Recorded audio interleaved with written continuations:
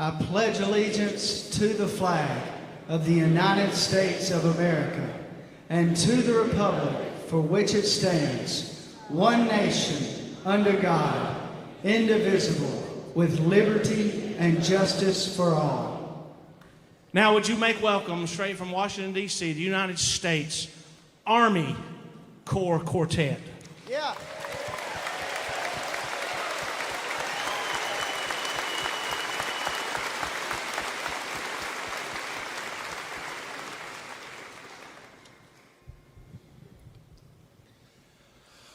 Oh, say, can you see by the dawn's early light what so proudly we hailed at the twilight's last gleaming,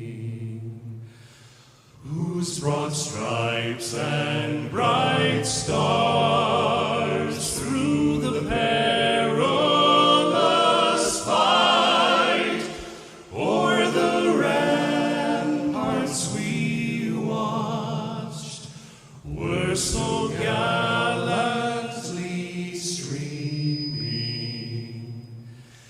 and the rocket's red glare, the bombs bursting in air, gave proof through the night that our flag was still there.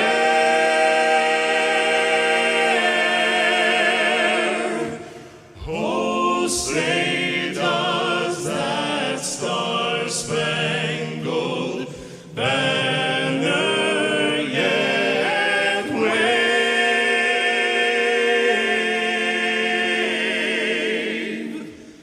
o'er the land of the free and the home of the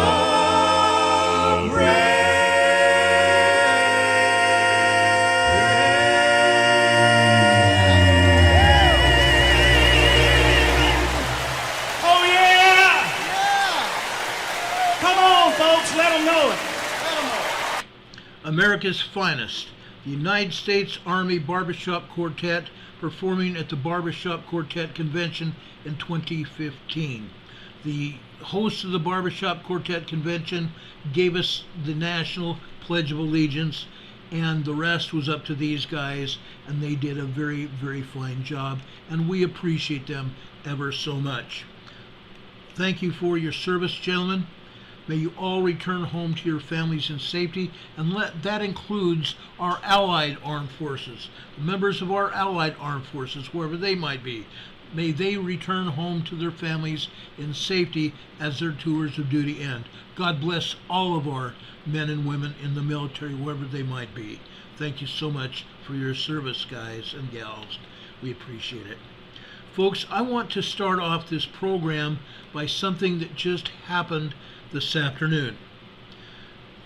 If you remember back in 2018, this is 1 year before I came on the air, a really bad thing happened in Pittsburgh, Pennsylvania.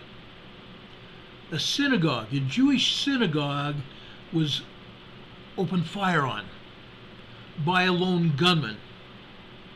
Today, that gunman got not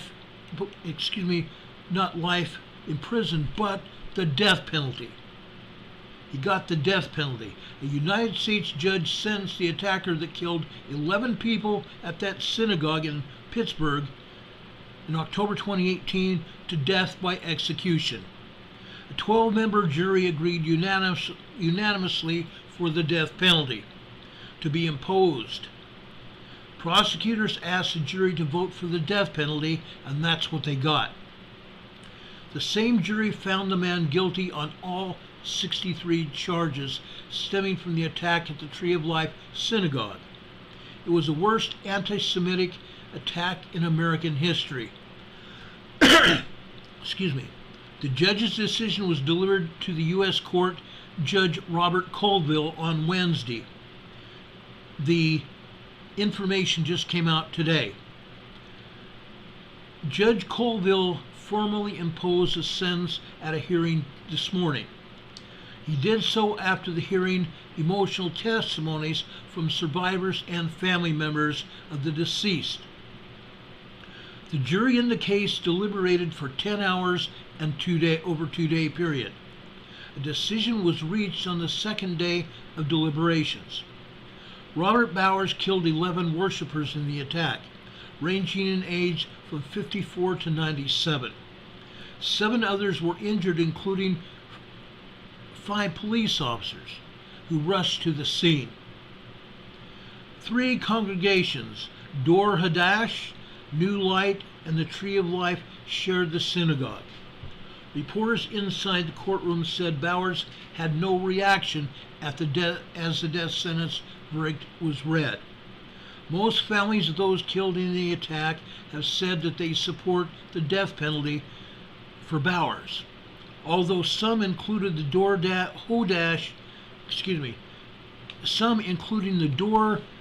Hadash congregation had stated their opposition. At a news conference yesterday, many families and survivors said they were relieved at the verdict. Rabbi Jeffrey Myers of the Tree of Life congregation, a survivor of the attack, said the jury's decision provides some closure for the community. Today, Rabbi Myers said, "We've received an immense embrace from the halls of justice around all of us. Today, we say that our government does not condone anti-Semitism in the most violent form that we have witnessed." Audrey Glickman, another survivor, said the verdict is a step in the right direction. Had we not had this trial, the deeds of this criminal would have been glossed over in the annals of history. The family of Rose Mollinger, one of the victims, said, quote, "Returning a sentence of death is not a decision that comes easy, but we must hold accountable those who wish to commit such terrible acts of anti-Semitism, hate, and violence." In a statement, Dor Hadash congregation thanked prosecutors and those who participated in the trial. Prosecutors argued that during the trial the death sentence was necessary because 50-year-old truck driver suspect continues to espouse a hatred for Jews and has demonstrated no remorse for his actions. This case that calls for the most severe punishment under the law, the death penalty, according to U.S. Attorney Eric Oshin. Bowers' defense argued that he suffers from mental health issues that causes him to hold delusional beliefs about Jewish people. In Wednesday's verdict, the jury unanimously said that the defense failed to prove that the gunman suffered from a mental disorder or committed crimes under mental or emotional distress. They also ruled that all 5 aggravating factors in the case were proven, which included Bowers' killing of the worshipers inside the synagogue, as well as a permanent impact left on the survivors. Federal prosecutors rarely pursue the death penalty. Between 1988 and 2021, that's a long time, 33 years, only 79 defendants in such cases were sentenced to death, according to the Death Penalty Information Center. The jury's ruling marks the first death sentence under Joe Biden's presidency. It is the second federal death penalty prosecution under Mr. Biden's administration, after a jury failed to unanimously vote to execute a man inspired by ISIS, who attacked a New York pedestrian on a bike path in 2017. If any of you remember that, that was horrific. Incredible. The man ran down a civilian, a person on a bicycle path with a truck, purposely ran him over and killed him. An incredible deal. Folks, I wanted to make everybody know what's going on. This had to be done. This was absolutely essential that we make known in our society that murder of anyone is not tolerated. Not tolerated at all. Period. A lot of people think, oh, we can just do whatever we want. It's okay. They'll forgive us. Life can go on. Life doesn't go on for a lot of people. Life does not go on for a lot of people. There are people that did not survive. People that did not survive because of what this man did. It's pretty bad.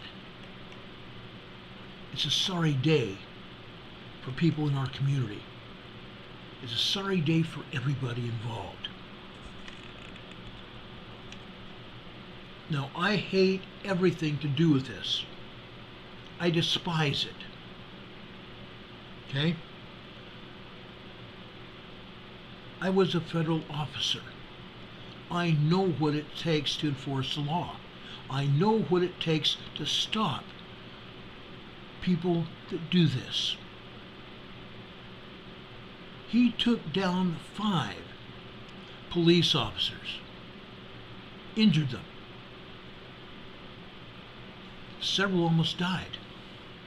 James Baraka gave us a $5 super chat. Thank you so much, James. He says, Mr. Tyler, this should help run your anti-New World Order vehicle. I appreciate that.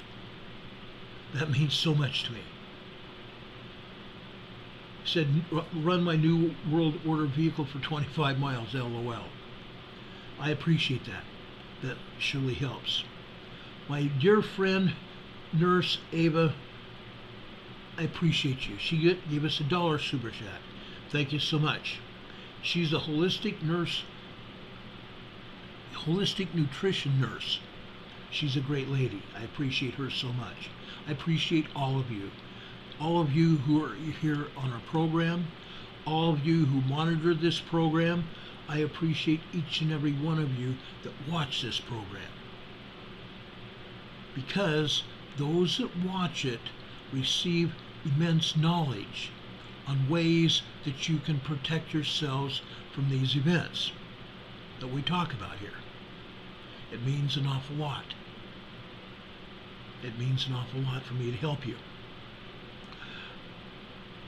Our nurse just gave us another $3 super chat. Thank you so much for that. We really appreciate it. God bless you all. You guys are awesome.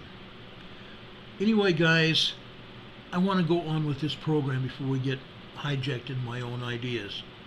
And what I mean by that is I have a lot of feelings about things that have been going on. I have been monitoring news clips. I've been monitoring Dan Bongino, talking with him. I've been talking with a lot of people. And some of the things that I see going on are horrible. Now, I want to play a short 17-second video for you. Okay, this is Fox News. Fox News yesterday morning. Watch this. Excuse me a second.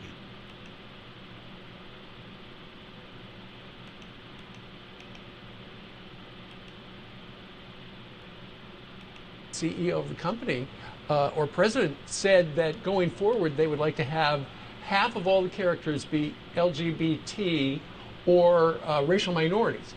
All of that, at least 50%. Are they going to put a parental notice on the outside of their new movies that are doing that, so that the people who don't want their children to see that will know that this is not an appropriate movie if you don't want to teach your kids that at an early age? A lot of people are just going to boycott Disney. They got CEO of the company. Okay, CEO president of Disney said that going forward they would like to have half of all the characters be LGBT or racial minorities. All of it, at least 50%. Are they going in to all put of a their parental notice on the outside of their new movies that are doing that, so that the people who don't want their children to see that will know that this is not an appropriate movie if you don't want to teach your I kids that think at an a lot of early people are age? just going to boycott Disney. They get CEO of the Boycott Disney. Isn't that incredible? Back in the day,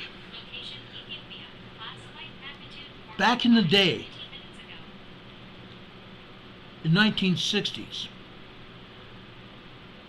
the Wonderful World of Disney came on the air on Sunday evenings. We looked forward to that, whether it was cartoons or real life movies. We enjoyed that. We looked forward to that. Now all Disney wants to project is anti-American views. Anti-American views, when only 7% of society is either LGBTQ or something else. And I'm not talking about racial minorities. I'm not even addressing that issue. But when 7% of our society, and this gentleman who runs this huge corporation wants at least 50% of his actors or characters in their movies to be LGBTQ crazy. Okay? This is insane. The Barbie movie. Okay? Some people like it. Actually, 400 million people saw the Barbie movie. Some said it was great. Others said it was deplorable.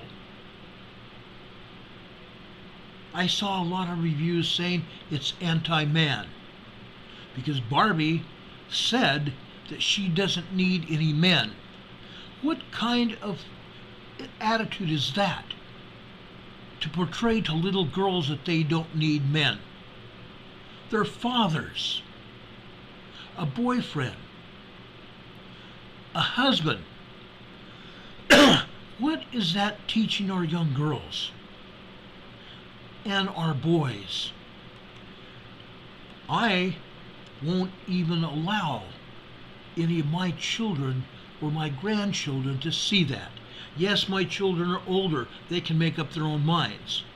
But if I had my way, my kids would never see anything crap like that. And yet that is exactly what Disney's been putting out. Okay? It's not family oriented anymore. Don Patoka says in the chat, says, our family oriented channel, remember, presentation and patience are key to everyone's success. You're absolutely right, Don. But Demon Catman in the chat says, Disney's been overtly including sexual references and pictures in their movies for years. You're absolutely right. Maxine Rose is boycotting. I absolutely agree.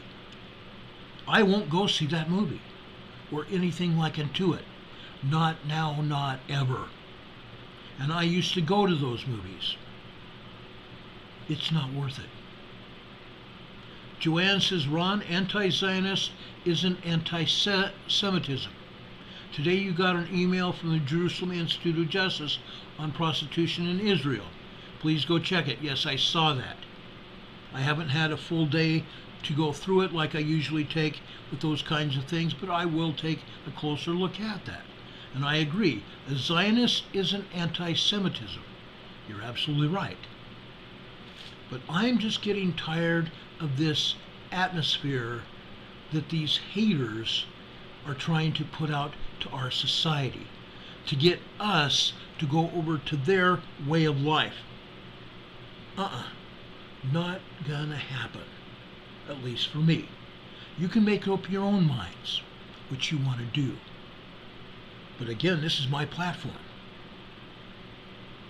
And I want to put out this, my kind of opinion, because I think I'm sharing that opinion with a lot of others. Okay? I don't mean to be nasty or anything else, but frankly, I'm just flat tired of it. That's why we have killing in our society. The movies portray it as something that is natural activity. Just as this Barbie movie and other things come out. We need to take charge of our society. We need to set the example. And at the end of this program, I'm going to be talking more about that. Okay? Again, I believe in standing up for what is right. I believe in completely and ironically everything. Everything we do should be standing up for right. Standing up for God. And yes, this is not a completely anti-Christian or non-Christian program. Yes, we believe in God. We believe in Christ. And yes, we have a spiritual attitude on this program. But I am not going to let this crap go on any further. I will stand up and let people know what's going on. That's what we really need to do. Richard Rogers says people can do whatever they want, but we'll have an answer to it one day. Yes, they'll have to answer to it. Repentance is a good thing to know about. I totally agree with that. Repentance is good to know about. And yes, people can repent. The only thing they cannot repent from is murder. They can finally come to their senses and say, oh, I'm sorry, but God is going to hold them accountable for ending somebody's life. God's going to be the answer. And quite honestly, Walt Disney would be turning over in his grave. Renee Steffi says, if Walt saw what Disney is becoming, he'd be rolling over in a grave. You're absolutely right. He would be. I'm just tired of it all. I'm tired of it all. Space Force says, standing up for truth, and that's what I'm doing. That's what we all have to do. Anyway, okay, I'm going to come down off my warpath now, because I'm really pissed. I'm totally pissed. But anyway, I'm going to come down off my warpath for right now. Demon Catman says, Disney was far from a clean person. I agree. Yes, he had some dodgy preferences. But overall, when he first started out doing these cartoons and such, he was a good man. He was a good man. His company stood for a lot of good things, and now it's gone totally downhill. Anyway, let's go on here. Tuesday, yesterday, and today, and I even think into tomorrow, we're going to have what they call a blue moon. No, it's not going to be blue. That's what they call it. The blue moon is a moon that happens when we get a full moon twice in a month. Okay? We got it the first part of August, the first few days in August, and the full moon lasts about 3 to 4 days. And then it's going to be around here about the 27th of August. So we're going to see the blue full moon twice this month. Now, the moon is also going to participate in some planetary alignments between now and then. The planetary alignments also cause what? Electromagnetic influence on the Earth, meaning electromagnetic radiation on the Earth. It's a contributing factor along with solar radiation in warming up the core of the Earth and warming up the plates of the Earth, which cause earthquakes, because the plates get heated up and all that gunk and grime that holds the plates together, all that gunk and grime and biological material heats up and creates an oily, greasy substance, which allows the plates to more freely move, just like this, which causes earthquakes. So there's several things that contribute to it, contribute to the earthquakes. That's just one of them. That's just one of the many things. So anyway, I wanted to tell you about that. I want to show you this really pretty picture. This is cool. This is Awesome. I love that. Another thing I wanted to show you is this, okay? We talk a lot on this program about emergency plans. All kinds of emergency plans. Also, one of the things that we can prepare for those people that live along the coastal areas of the United States, France, England, South America, Australia, Chile, Central America, all those countries that live on the edge of an ocean, including Japan, should have a tsunami evacuation plan. But this is a hurricane evacuation plan. Grab the beer and run like hell. Run like HG double toothpicks. I just thought that was a little bit funny and wanted to show it with you. Okay? I want to share it with you. I thought that was cool. I don't mean for you to have as your evacuation plan to grab the beer and run like HE double toothpicks. But I want you to have a plan. That's what's important. Richard Rogers says, is that your cell number? Yeah. My cell number is this, right up here. Okay? That's how you can reach me. Okay? If I'm not doing the program and it's not after 9 p.m. Eastern Time, you're welcome to call me. After 9 p.m., usually I'm the one that's going and getting a little snack to eat and getting ready for bed. Unless I know who's calling, I usually don't answer the phone. Okay? If it's a friend of mine, a very dear friend, a family member, okay, I'll answer it till about 10 o'clock. Most people don't call me after that. About 1 or 2 people do, and that's fine. But if you want to call me, you can call me before the show goes on or during the afternoon or the morning after 9 a.m. Eastern Time. No problem. I appreciate that. Okay? You can almost call me anytime. Don Patoka, one of our mods here, one of my best friends, says Ron's magic crystal ball is broken. Yeah, it is. My crystal ball is just about gone. This is the only thing that I have here that is almost crystal clear. And guess what? I can't see anything out of it. Okay? I can't see anything through that crystal clear water. It doesn't tell me anything. But I like to have a good time with this. If I set it on my desk on a flat surface and I don't touch the desk, I can still see it vibrating.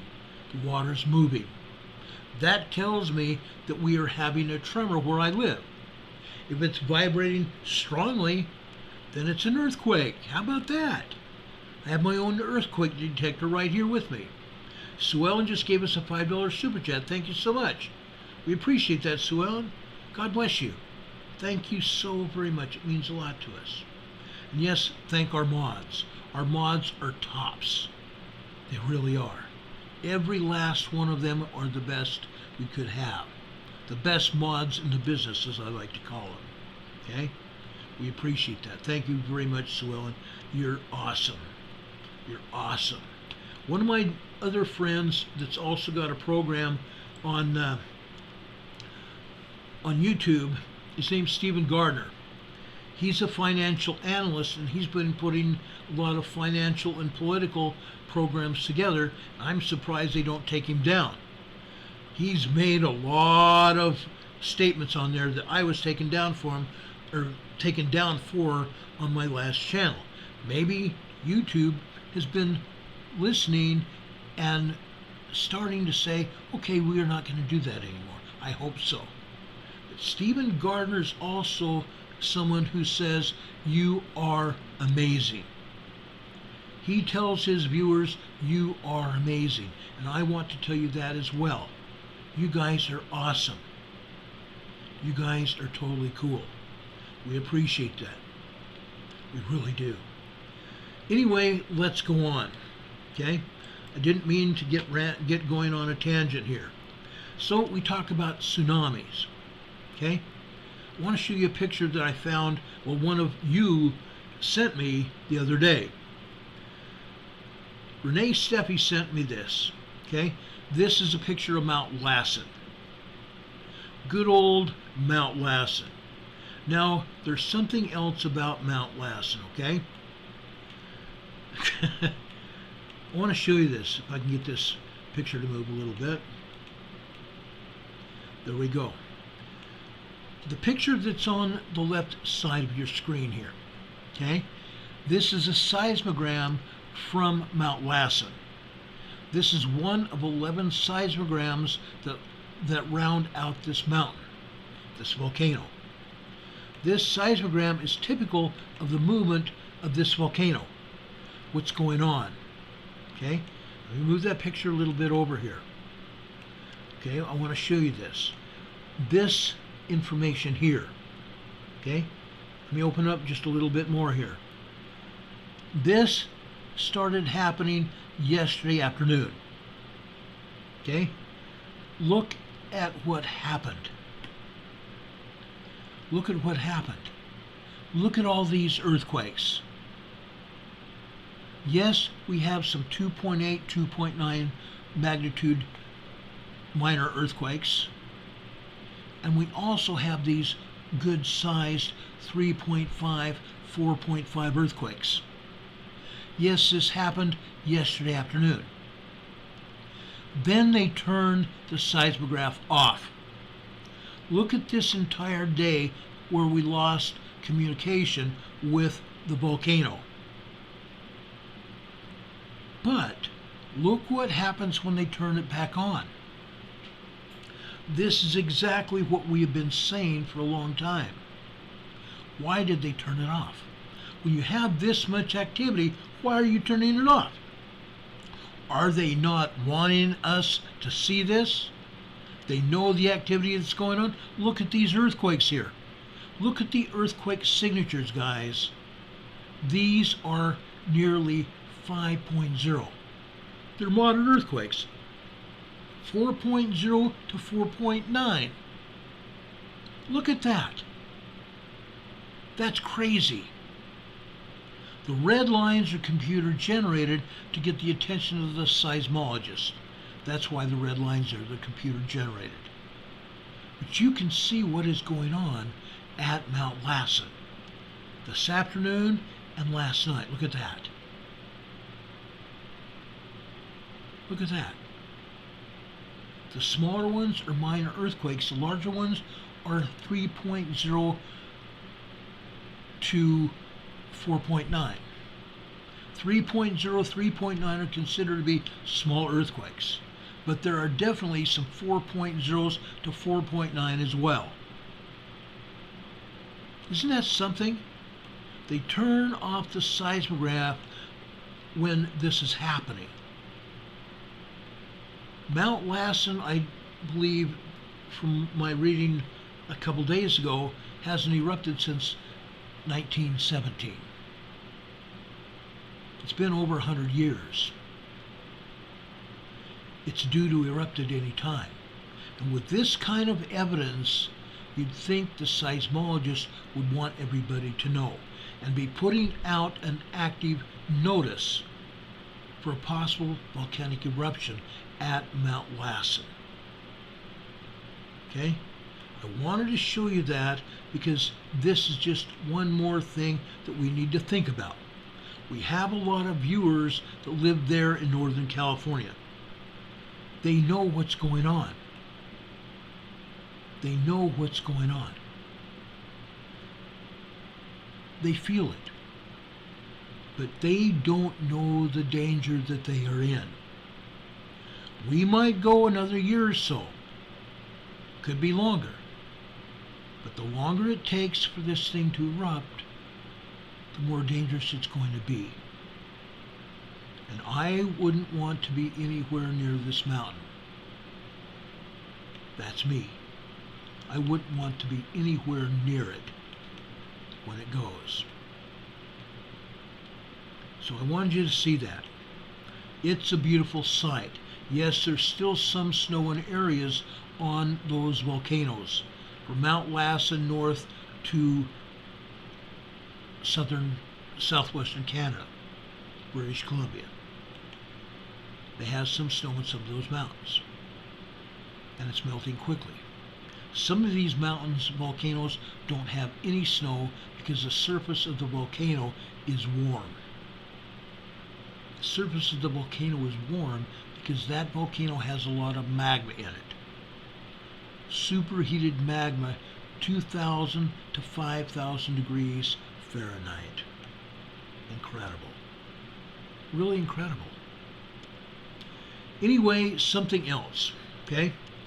I've been thinking about this for a little while, okay? One of the things I've been thinking about is this. All my life, since I was a kid, I've been asking myself how to do sit-ups. Lay down, your hands behind your head. Well, this is a good position for a nap. Yes, I've actually thought that. And now I found a picture that says that. Okay? Yes, I want to be funny. Okay? Yeah, I really did want to be funny. But folks, there's a lot more to it. I'm sorry, I want to show you this other one. Right here. And this is pretty much true for me lately. I've been hiding from exercise. I'm in the fitness protection program. The fitness protection program. Julie Healingleaf says no pasta or bread or sugar. Oh, I've cut way back on any sugar. If I bake anything that's supposed to be sweet, I don't even use half the sweetener. And if it's sugar, I don't even use half the sugar. Okay? I've cut way back on any kind of sugar intake. If I eat some kind of cereal, I do not put any sugar in it. Okay? I watch the sides of the packages, looking at all the nutrition information. I scrutinize it very carefully. And yes, I'm in the fitness protection program. No, I'm not. I'm kidding with you. I'm kidding with you. But I'm serious as well. I'm serious as well. Anyway, tonight I want to talk about the pneumatic fault. Seriously talk about the pneumatic fault. Why? 4 years ago, I had people on our program that said or asked me, Ron, what is going on with the pneumatic fault? We were talking about earthquakes around the world. We were strictly talking about earthquakes around the world. People were asking me, what about pneumatic? Well, guess what? I started looking at the pneumatic fault, all up and down it, north to south and some to the east and out to the west in Oklahoma, because we knew, before I even started this program back in 2014, I did a disaster drill in Little Rock, Arkansas. The disaster drill was nothing more than a drill in case or when the pneumatic fault would go. And the day was Monday that we started the disaster drill. We got there on a Friday night. Friday night we visited with all the supervisory personnel from all the agencies that were going to participate, including the U.S. National Guard and the Air Guard. All the federal and state agencies that were going to participate in the drill. Saturday morning after waking up and having breakfast, we met with everybody that was going to participate, not just supervisory and management personnel, but everybody that was going to participate. Sheriff's deputies, police officers, paramedics, EMTs, National Guard, EMS from all over the area, National Guard from all over the region. Because every one of those agencies, local, state, and federal agencies, would be involved when the pneumatic fault goes off. It is widely known that the pneumatic fault was going to generate at least a 7.0 to an 8.0 or higher magnitude earthquake. a 7.0 to an 8.0 plus earthquake. Back when it last went off in 1811, nobody even realized what could possibly happen when the pneumatic fault first went off.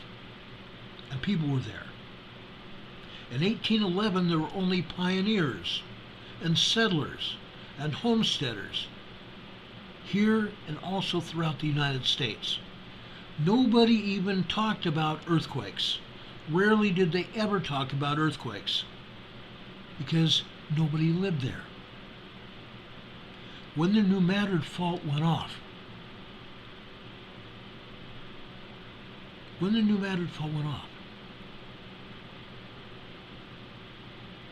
it leveled cabins and houses that were built out there on the prairie. Missouri and Arkansas, Tennessee, Kentucky, Arkansas, Louisiana, Mississippi, Alabama, that whole area, and all the way up into the East Coast. That earthquake was felt on the East Coast. Georgia, South Carolina, North Carolina, Virginia. I've been told that people in New York felt that earthquake. Some part of that earthquake. That's why we're talking about it. Because 4 years ago, the pneumatic fault was hardly moving. All we had at the best was tiny tremors. 1.2, 1.5, 1.7. We did not even have any 2.0 earthquakes, minor earthquakes. 2.0 to 2.9 are minor earthquakes. We didn't even have that. All we had at the time on the pneumatic was 1.2, 1.5, 1.7 type of tremors, all up and down the entire fault. It wasn't until about 2 years ago that those tremors progressed to minor earthquakes, 2.0, 2.9. Now we are seeing earthquakes a lot stronger than even that. The seismogram I'm showing you here is from Catfish Pond, Arkansas. Catfish Pond, Arkansas. The reason I made it completely enlarged here is so you can see the magnitude of the earthquake that hit today. This earthquake hit early this morning. I'm sorry, this is this afternoon. This earthquake hit this afternoon. This morning, there's hardly any evidence of anything going on. Then all of a sudden about 1, 2, 3, 4, 5, 1:40, 1:50, 1:49, 1:50 p.m. this afternoon is when this earthquake hit. Notice that the top and the bottom of this seismic signature has been lopped off. Been totally lopped off. They know that this earthquake was stronger than they're showing here. They don't want people to know the strength of this quake. Just this size alone. And look at the element of time that it encompassed. Almost 60 seconds worth of shaking. This earthquake was at least a 4.0, 4.5 moderate earthquake this afternoon at Catfish Pond, Arkansas. After the earthquake happened, after the largest shaking stopped, we had a secondary wave that lasted nearly 2 minutes. 2 minutes. A secondary wave involving tremors. Involving tremors from 1.5 to 1.9. Isn't that interesting? And later, that same time period, just before 2 p.m., we had some more tremors. Those tremors at first lasted just a few seconds. The second set of tremors after that just before 1:59 p.m., those occupied areas from 1.5 all the way up to 1.7. Then we had some more tremors after 2:30, and again after 2:45. You can see that on the other side, the third green line there. Okay, this is Arkansas, guys. This is the western side of the Mississippi River, the western side of the New Madrid Fault. Okay, this is what is going on. This morning, look what happened. Very little. Like I said, very little. Nobody even would understand by looking at this seismogram and figure that we're going to get a larger earthquake this afternoon. Nobody had any idea, given the size of these tremors at first, and that one earthquake to the right of that other one on that same green line. Let's see, 11, 10, 9, 8. So this was 7:46 a.m. this morning with the first tremor, 1.6, 1.7. And then just about 5-6 minutes later, we had a 2.0 earthquake. 2.0 is just a minor earthquake. Nobody would probably even feel that. And then for this afternoon, for them to get hit with probably close to 4.0 moderate quake, you can feel that. A 4.0 or greater is going to not do more than just rattle plates and dishes, plates and bowls and glasses in a cupboard. It can actually knock them out of the cupboard, knock things off of shelves, including knickknacks and books, knock pictures off of walls. It's called a moderate earthquake. 5.0 to 5.9 are considered to be large quakes. Don't believe what they're putting out now. Up until a month ago, they were calling 4.0, 4.9 moderate earthquakes. Now they're calling them light. The larger earthquakes, 5.0, 5.9, they're calling them moderate earthquakes. Don't believe anything that you're hearing out of these people. They're trying to portray this activity as something that people shouldn't be concerned with. These earthquakes can kill you. Richard Smith says we just had a 3.3 offshore of Oregon. Doesn't surprise me, because we've been having earthquakes just off the shore of Oregon on the Blanco fracture zone for the past 3 days. Up to 4.5, 4.4 earthquakes hitting off the Blanco fracture zone. Yesterday was a 2.5 minor earthquake off the coast of Oregon. Now we're having another 3.3. It's not too surprising. Okay?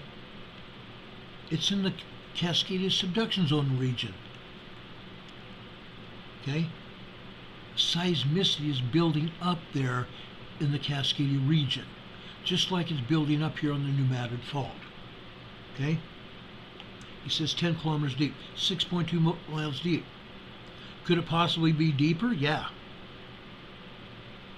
Because they have two criteria for 6.2 miles deep, or 10 kilometers deep.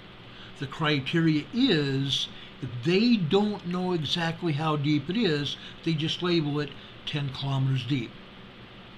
Second criteria is if it's actually that deep. But nobody knows because they're not saying. It could be deeper. Okay? Plus now, with everything they do or don't do, I just don't trust it. I go for more information. Just like you guys come to me to find out what's happening with the Cascadia and the New Madrid Fault, because they're not saying. You have to go and pull the data to be able to have any kind of ideas what's exactly happening. Okay? But again, this is Catfish Farm, Arkansas. Or Catfish Pond, excuse me, Arkansas, on the west side of the New Madrid Fault. let's continue this conversation here. Now I'm going over to Little Rock, Riverdale, Arkansas. Okay? Folks, this is a cool seismogram. This is from this morning. Judging by what we look at the top of this seismogram, the top of it here is midnight. Okay? All we're getting here is 1.0 tremors, microquakes. Tremors and microquakes here. Then it starts increasing in depth. Stronger tremors here. You can see where it starts becoming stronger. Stronger and stronger. Then, folks, we come to after 6 a.m. this morning. Okay? We go down to 6:45 on the left-hand side of this seismogram on the green line. We go over 1, 2, 3, 4, 5, 6, 7 minutes later. Okay? 11:52 a.m. this morning. 11:52 a.m. we had a 3.0 earthquake.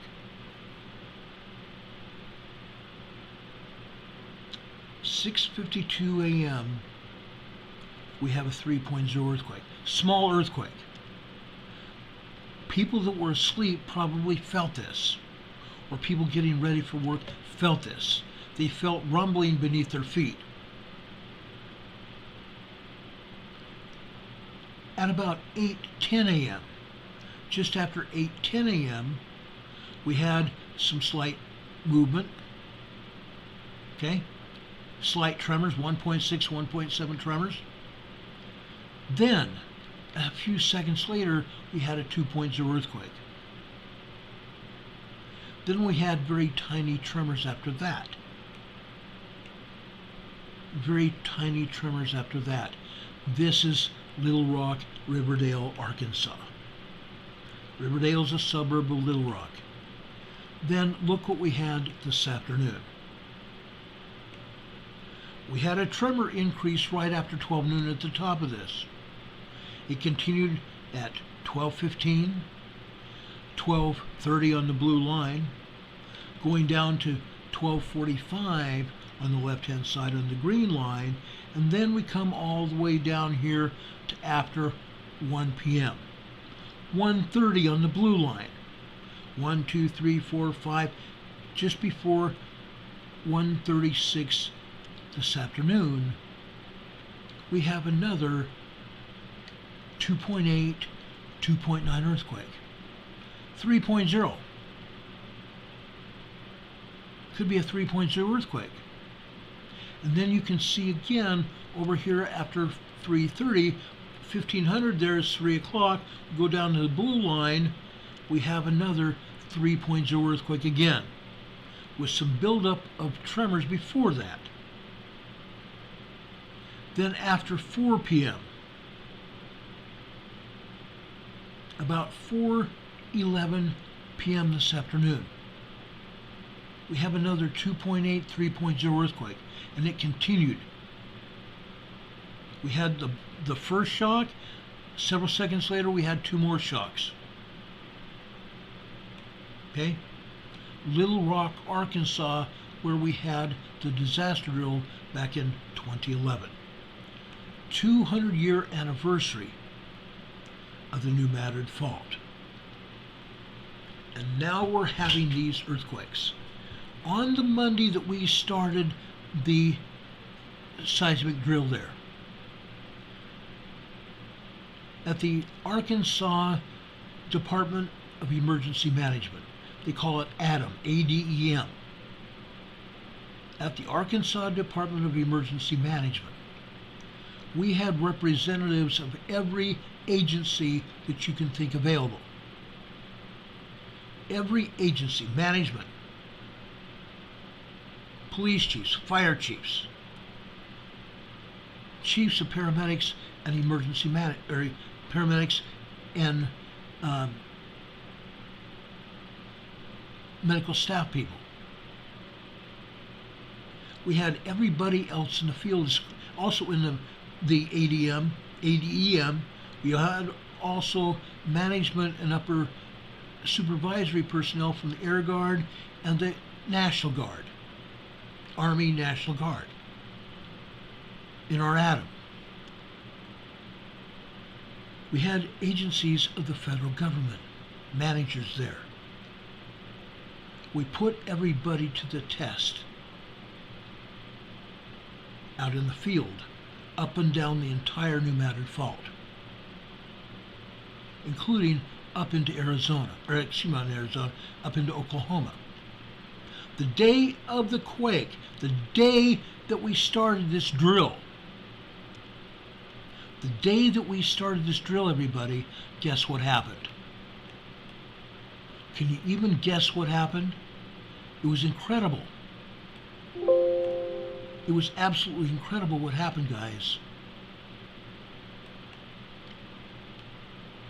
We had an earthquake over just south of Oklahoma on the New Madrid Fault. It was a 3.2. Lucky, it was just a 3.2. Just a small earthquake. Up in Oklahoma, we had a 3.7. Tulsa, Oklahoma, and Edmonds, Oklahoma, we had a 3.7 earthquake. On the day, the start of our disaster drill. That was 2011. After that, all we had was tremors. I monitored the entire New Madrid Fault before I even started this program. Okay? I monitored it. We had hardly anything, but isn't it quite something? On the day we start the exercise, we had some small earthquakes. And now we're getting them all the time, up and down the entire fault zone. Up and down the entire fault zone.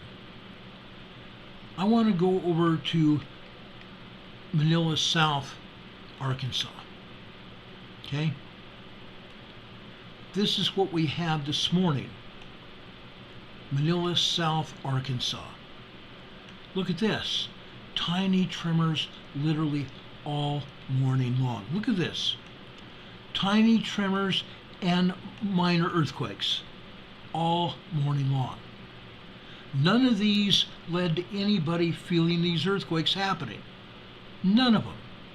They were too small, and they didn't take hardly any time. These seismic events were seconds apart. Look at that.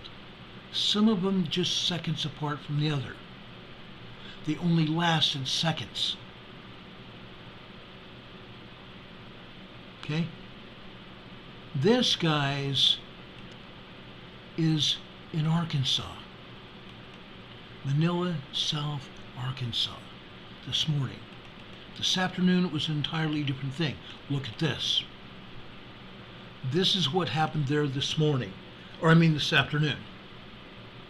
Look at these earthquakes. It completely changed.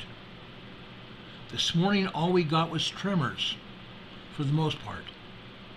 And every once in a while, a 2.0 earthquake. Tiny. Didn't last very long at all. This afternoon, it's an entirely different story. 2.8, 2.9, 3.0 earthquakes here. And they lasted more than just 1 second. Several of them lasted 5 or 6 seconds. Look at that. Between 1:35 this afternoon, and right before 1:36 again. Then 2 minutes later, another one. That one's a 2.8. After that, another 3.0. After 1:55 this afternoon, another 3.0. We had several earthquakes there. Then another one, back to back, 2 3.0 earthquakes, literally back to back. Then we go down to the green line near the bottom here. Okay? This is after 4:55, actually I'm going to say 4:54 this afternoon. Okay? This one was a 2.8, followed by a 2.7. And 2 minutes later we had a bunch of tremors after that. Isn't it interesting that that final earthquake, 2.7, would only have a secondary wave of several seconds? As you can see, that seismic energy lasting out to the right, just several seconds. Then 2.5 minutes later, we have some more tremors, good-sized tremors. And that continued for a short while, about 2.5 minutes. Then we go over to after 5 p.m. on the black line there. Just before 5:30, over on the right-hand side, we see tremors building up. I pulled this seismogram just about 5:30, and this is what it showed. Nothing happened with that 5:30, 5:29, 5:30, or 5:15, excuse me, not 5:30, 5:15 seismic event.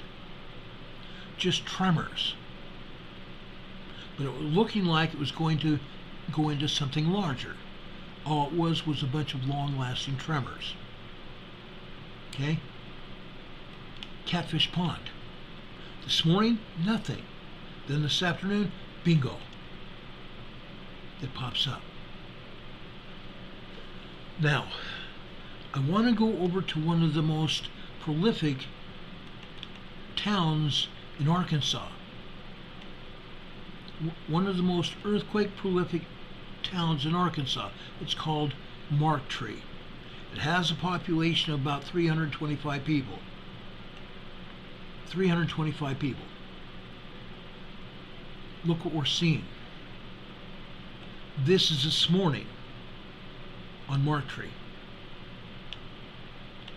We start off with a bunch of tremors and we instantly go to a 2.4, 2.5, 2.7 earthquake.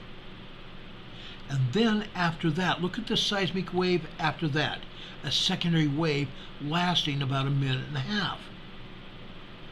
Folks, I believe that this seismograph that recorded this at Marktree has been turned down. Why? Look at that secondary wave of that top quake here, just after 12:30 this morning. Look at the tremor buildup prior to that. Okay? Let's go back. 12:26 this morning.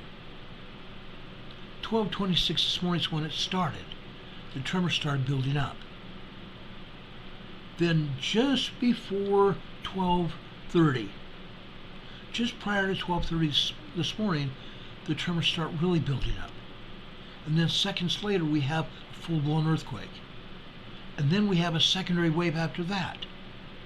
That secondary wave is indicative of that quake being larger than they said it was.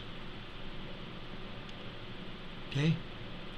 That's how come I believe, that's why I believe that this earthquake that hit was probably closer to a 3.5, 4.0. I'm just saying. Look at the other earthquakes here as well. The one after 2 a.m. on the black line there on the left. Then we have tremor buildup. Okay? Just about 2:40 this morning, we have some tremor buildup. After 12:45 on the green line, we have some lighter tremors. Then just after 3:15, actually started building up with tremors before that time. Okay? About 12, it was about 3:12, 3:15 this morning excuse me, not 312, 312, 313 this morning, we have tremor building up. Then when it gets over the 315 mark on the red line there, look how long and how big the tremors are going. I believe we had at least a 2.0 earthquake, but again, this seismograph may have been turned down. And if that's the case, we actually had 3.5 earthquakes this morning. Then we had several hours of calmness, just tiny tremors. Look, folks, what happened after that. After 7:30 this morning on the blue line, here again we have at least 2.0, 2.2 earthquakes. And this lasted for 2 minutes. Then we have more tremors until 9:19 this morning on that red line there. Okay? 3.0 at least. If this seismograph has been turned down, this could have been 4.0 earthquake right there. On the red 1115 line on the left hand side, we go over to the right here. Okay? This would be about 1120. 1120. Look how long these earthquakes lasted. This is a series of at least, just by this signature alone, it tells us that this was at least a 3.0 earthquake. But it lasted 3 minutes. It lasted 3 minutes. Then it dies down. We have about a minute and a half secondary wave, which tells me that this earthquake was at least 3.5, maybe 4. Then we have another buildup at 11:30 this morning that you can see over here on the left. 2.5, 2.6 earthquakes, minor earthquakes, and then a bunch of tremors, and 2.0 earthquakes. Mark Tree, Arkansas this morning. This afternoon, look what happened there. Right here. At 12 noon, we had some more earthquakes. 2.5, 2.6 earthquakes. What did we have just before that? Let's go back here and look at 11:45. Okay? On the green 11:45 line here, right down here on the far right, all we had was some tremor buildup. We've been having earthquakes off and on all morning. We have a little bit of tremor buildup here. Then over at 12 noon, right there, the tremors continue, and these now are at least 2.0 earthquakes. We can see these vertical lines going up to the top and off the chart. These are at least 2.0, 2.4, 2.5 earthquakes. Minor earthquakes, but earthquakes nonetheless. Then, folks, we come down to 2:30 on the left-hand side here. You can see 1400 hours, 1400, that is 2 p.m. this afternoon. Over on the left-hand side, all we have is some tiny tremors here. We don't know what happened just before 2:30 because it's covered up with this blue line here at about 2:27 p.m. Just before 2:27, about 2:24, 2:25 this afternoon, we got a bunch of tremors and it built up into a full-blown earthquake. Again, this is like a 3.0 earthquake that lasts 4 minutes. Actually 3 minutes. And then we had, after that, at 3 o'clock, all we had was some minor tremors that lasted for about 3 minutes. And then the body wave took over. That's a pretty good sized earthquake there at Marktree. Okay? At 3:25 this afternoon, we had another 2.8, 2.9 earthquake there on the red line. That's a lot of shaking going on. People in Marktree felt that earthquake. Okay? This did not happen 2 years ago. We did not have all these good-sized earthquakes 2, 3, 4, 5 years ago. In 2011, we had 3 earthquakes on the day that we started the disaster drill. On the day we started the disaster drill. And I was there for an entire week. I spoke with the emergency management personnel up and down the entire fault line. From Oklahoma, from Kentucky, from Mississippi, Tennessee, Arkansas, and Missouri. I talked to all of them up and down the entire fault. They told me the same story about the New Madrid fault and what happened to the people in their towns. It's a big deal.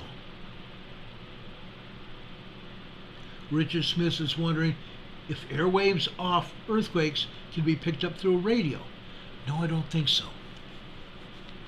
Now, if you have possibly a short wave radio, okay, VLF waves, very low frequency waves, you might be able to pick it up on a VLF radio. Possibly. But a regular radio, no. That's higher frequency waves. Okay? Mark Stoley says a big shaker lasting a prolonged period would be devastating. And that's one of the reasons I showed you that 3+ earthquake. It lasted 3 minutes. Since when does a 3.0 earthquake last 3 minutes? And then a corresponding secondary wave lasting that long? It doesn't happen. It does not happen.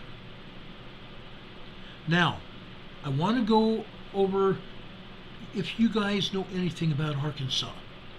Jonesboro, Arkansas is in the northeast part of Arkansas.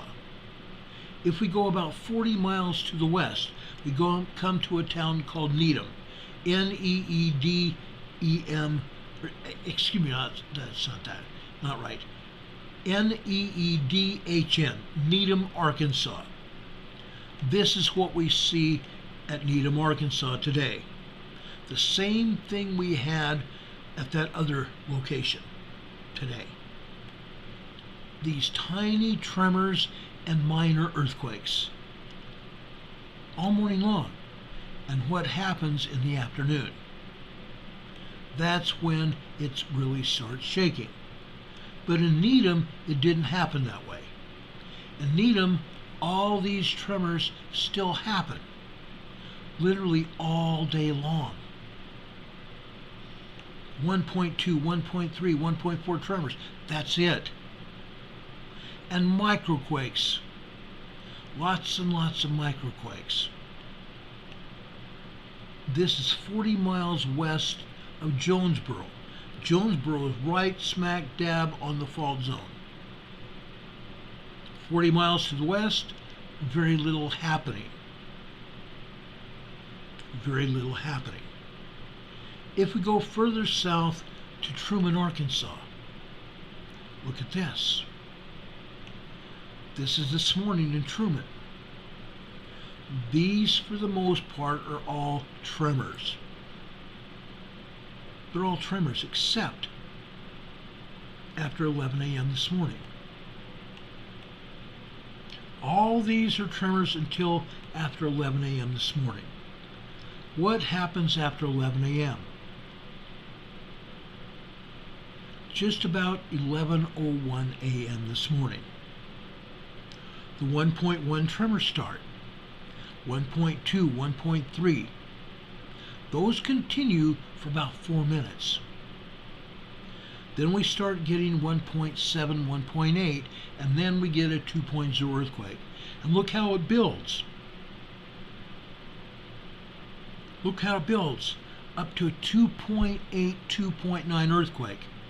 And that period lasts about 40 seconds.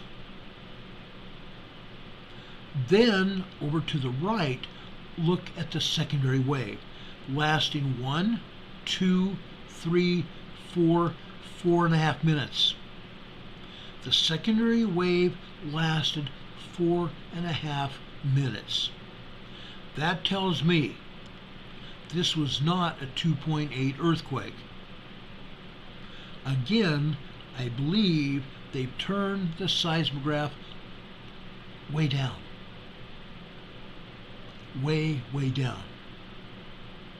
Maybe down to 25, 30% of real world. Which means some of these tremors may also be minor earthquakes. Some of them, not all of them, some of them. Okay? Even here south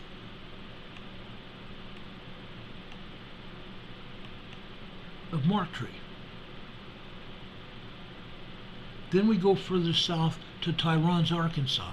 Look at this. Look at the tremors and minor earthquakes hitting here. Minor, I'm talking 2.0 earthquakes. This morning, for the most part, for the first few 3-4 hours, it was fairly quiet. About 4 this morning, just after 4 a.m. this morning, over on the far left on the black line, we have a 1.4 tremor. That's all. And then some minor tremors after that.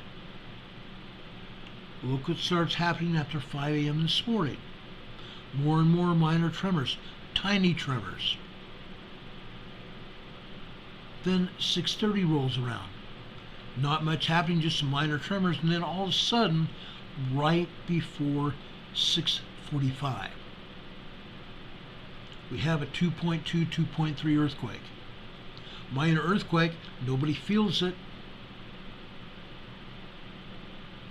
Then after that, we still have a bunch of tremors and 2.0 earthquakes. Until, let's see, 1, 2, 3, 4, 5. At 5:29 a.m. this morning, on the blue line on the right, that's another 2.5, 2.7 earthquake. We have even more about 6 a.m. this morning. Is that right? No, that was, I'm sorry, that's not correct. It was 8:29 this morning on the far right on the red line. Again, we have another 3.0 earthquake.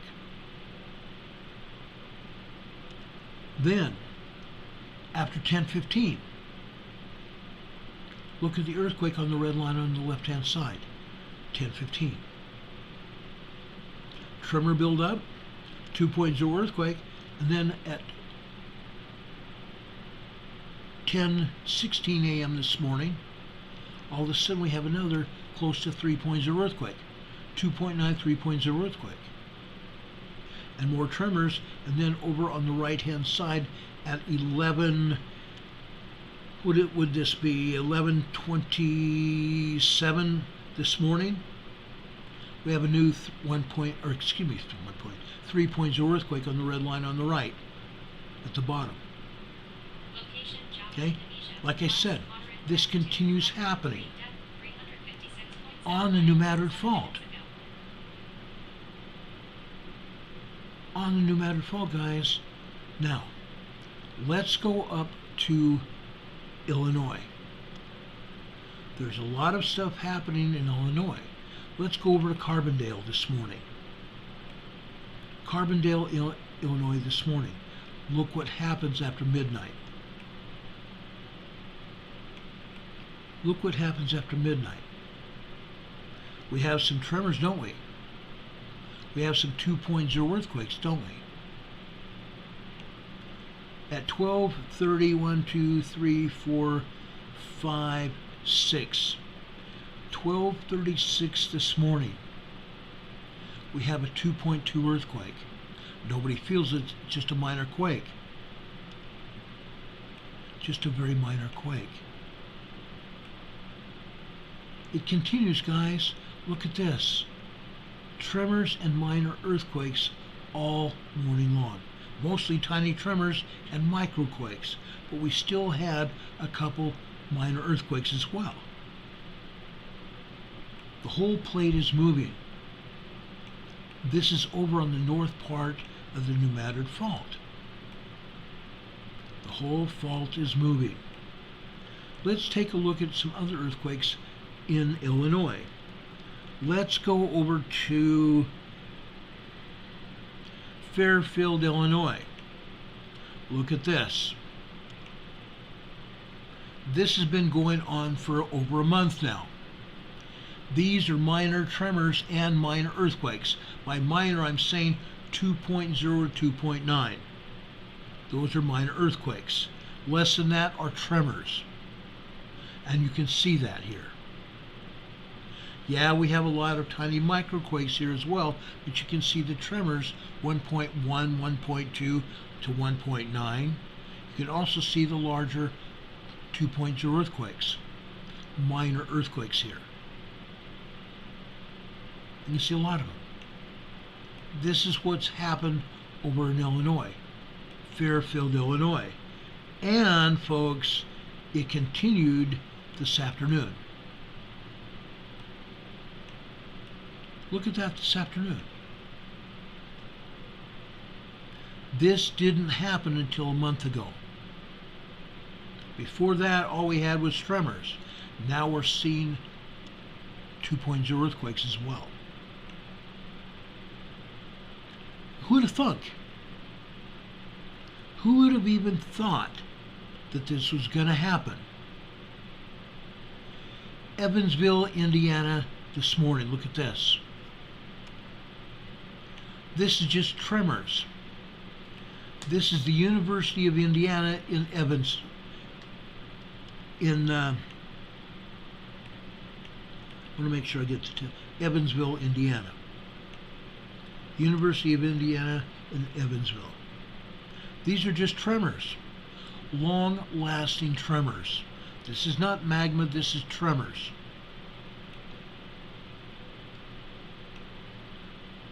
Who would have thunk? This is the northern part of the New Madrid Fault. Now, I've been in Indiana. This is a town where we have round barns. We have covered bridges. Beautiful. Beautiful old architecture there. Farmland everywhere. Yes, we have larger cities. But for the most part in the country, it's absolutely gorgeous. And we're seeing this kind of activity. And it's moving. It's moving. Nanogas has been noticing more earthquake reporting on Raspberry Shake.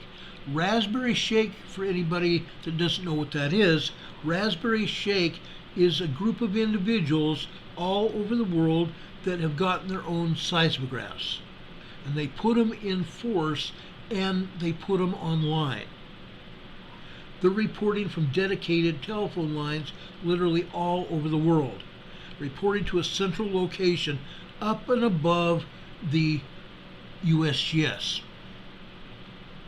So we're actually sometimes getting better information from Raspberry Shake than we are from the government agencies.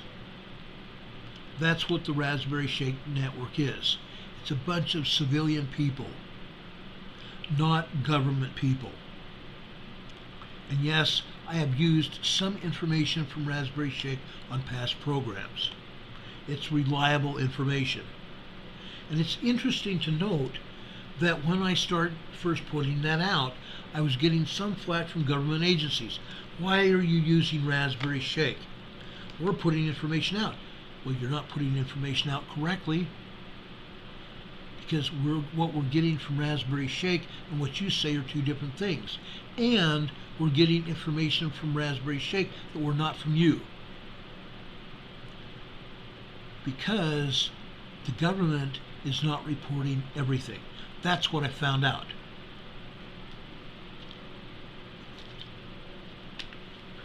That's what I found out.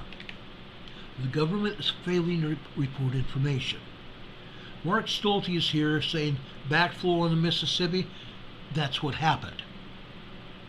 Back in 1811, when the 7.1 plus earthquake hit, there was liquefaction. There was liquefaction on both sides of the fault. And then it went north and south because of the Mississippi River. That area is a very loamy area, meaning dirt and sand. It's very loamy. And when that earth shakes, it brings up the water table. And anything on the plain ground sinks like quicksand. Okay? All the way up and down the New Madrid Fault. Just like it would in Salt Lake City. Yeah, Salt Lake City. They've got a huge fault there. How about that? All up and down the west coast of the entire continent. The North American continent. And what's going to happen over on the east side? We're still getting minor shaking going on, even upwards of small earthquakes. 3.0 earthquakes on the east coast. Okay? It's a fact. NanoGaf says, exactly, Ron, you did the research. Yes, I have. I've been watching this for years. Nathan Hester's here in the chat says, liquefaction. Liquefaction is when the water table, when the earth shakes, it causes the water table to raise up because the ground is shaking, allowing that water to seep into the areas above it, which makes that area quicksand. Quicksand. Richard Smith is talking about 2.3 earthquake over in Puerto Rico. They've been having 2.3 upwards of 2.7 earthquakes in southwestern Puerto Rico all day long. I think this is probably the 12th earthquake in southwestern Puerto Rico. They also had a good-sized earthquake in Haiti today. We can talk about that in a few minutes. Okay? What happened in Cape Girardeau, Missouri today? Look at this. Cape Girardeau, Missouri, right here. Okay? Look at this morning. It starts off with just minor tremors. Minor tremors. And occasionally we have a large earthquake. Like this one just after 1:30 this morning. About 1:25, actually that's all right, 1:40 a.m. this morning. A 3.0 earthquake with aftershocks, secondary wave, tremors. About 45 seconds worth of tremors, secondary wave. Then it turns into a very minor body wave. And then nothing but tremors and small quakes after that. Look at that. About 6 a.m. this morning it turned into earthquakes. 2.0, 2.5 earthquakes. Off and on until about 10 o'clock. Actually 9 o'clock. 9 o'clock it kind of simmered down.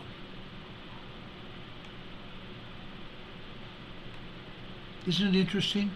Cape Girardeau, Missouri. 5.5 from 5.4, location Java, Indonesia.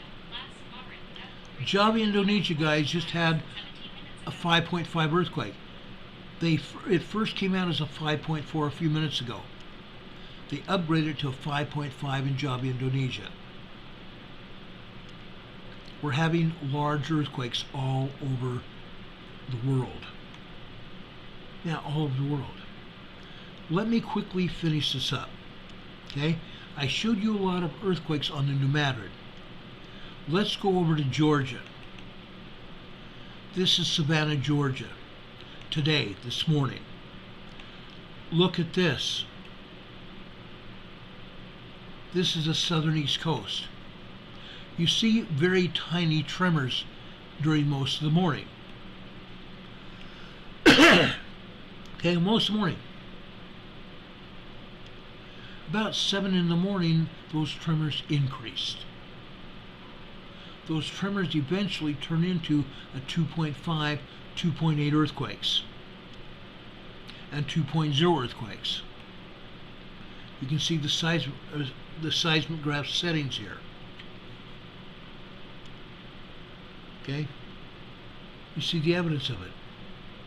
It really got going here.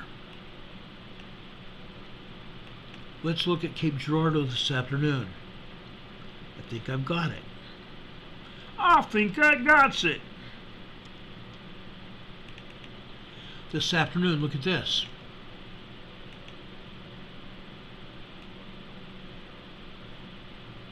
Just minor tremors until what? Until just about 2:42 this afternoon. Then we have another 3.0 earthquake. It builds up with tremors on the left-hand side. Then we have the 3.0 earthquake, and it appears that we have 3 lines there. Let me enlarge this so you can see it. See those 3 or 4 lines? This means it had multiple quakes, multiple shaking, back to back to back. This 3.0 activity continued for about 12 seconds, 10 or 12 seconds. Then it backed off to tremors again over on the right-hand side. The tremors lasted, and I didn't catch the very end because I pulled the seismograph. The tremors lasted for at least 60 seconds or longer, a secondary wave. That was a good earthquake. If it indeed lasted further than that, it could have been a 3.5. Okay? Savannah, Georgia on the south. Then, folks, let's go over into South Carolina. I think you're going to be amazed at what we find in South Carolina. Let's first go up to Blacksburg, South Carolina. This happens to be a volcano. This happens to be a volcano, guys. Look what's happening here. It starts off this morning with a bunch of tremors up there, just after midnight. Then about 2:44, 2:43 this morning, we have a 2.8 earthquake on the blue line on the right-hand side. Then we jump down to 1, 2, 3, 4, 4:45. Let's see. I'm sorry. 1, 2, 3, 4. 4:49 this morning on the green line. We have another 3.0 earthquake. Then tremors after that. Then we go down to 1, 2, 3, 4, 6, 1, 2, 3, 4, 5, 6:32 this morning. A 2.5 earthquake. Minor earthquake, the other one's a 3, this one's a 2.5. And we have other minor earthquakes here and tremors. Today, Blacksburg, South Carolina. King Mountain, Blacksburg, South Carolina. Now, Renee Steffi sent me seismograms twice this week, showing me a lot of seismic activity in Blacksburg, King Mountain, South Carolina. It's moving. It's moving quite heftily, shall I say. This is Blacksburg this afternoon. Look at this. 2.0 earthquakes. Over to the right on the blue line there, up to the black line on the top right, 2.0 earthquake. On the blue line coming down here at the top blue line there, probably 2.5 earthquake. Then we moved further over to the right, and we got a 2.9, 3.0.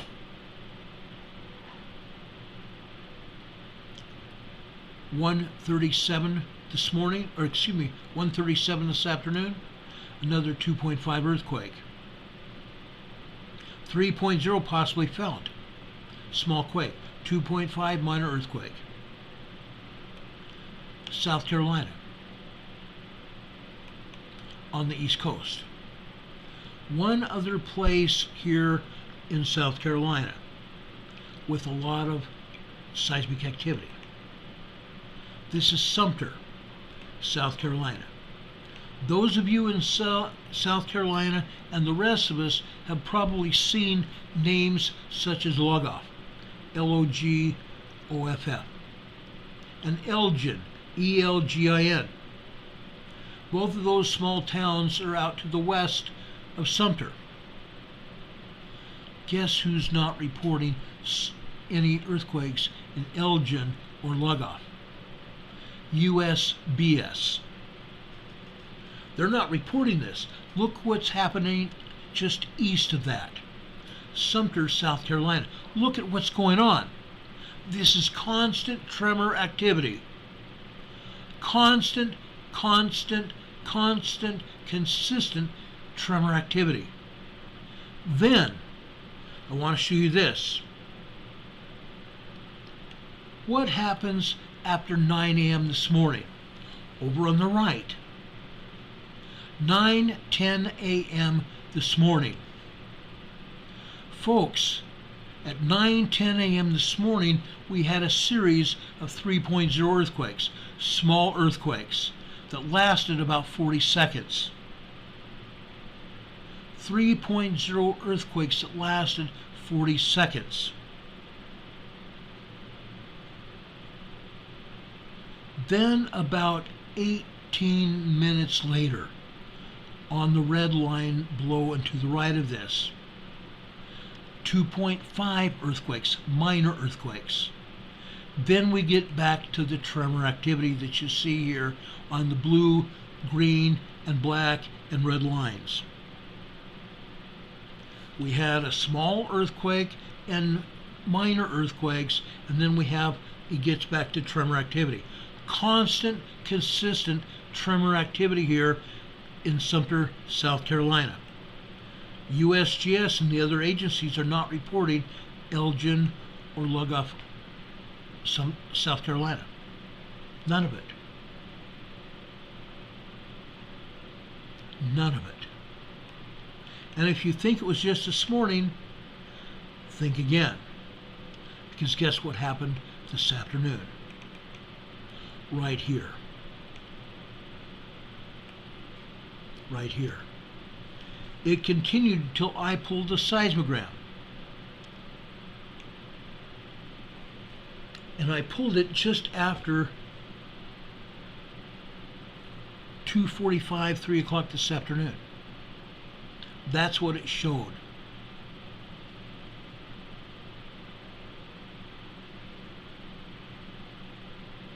Okay? It showed up until 2:40 this afternoon. It was continuing. It did not stop. You hardly see any white background on any of these lines, because the seismic energy was large enough to cover up any black, red, blue, or green. The entire period, literally all day except for a short time period when we had a break, and that's when the larger earthquakes hit. South Carolina, guys. South Carolina. And guess what? This is what they said, what we gave us, or USGS gave us today, saying we had a 2.0 earthquake in South Carolina. This is all they gave us. A 2.0 earthquake in South Carolina. They did not identify where it was.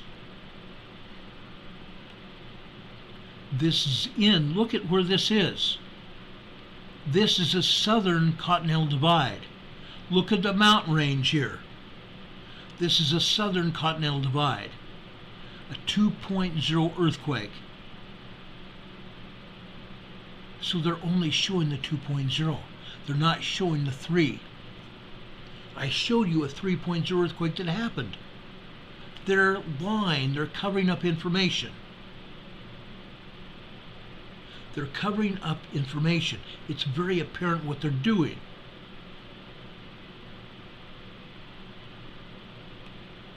This is Sumter, South Carolina. Elgin is further up western into the mountains.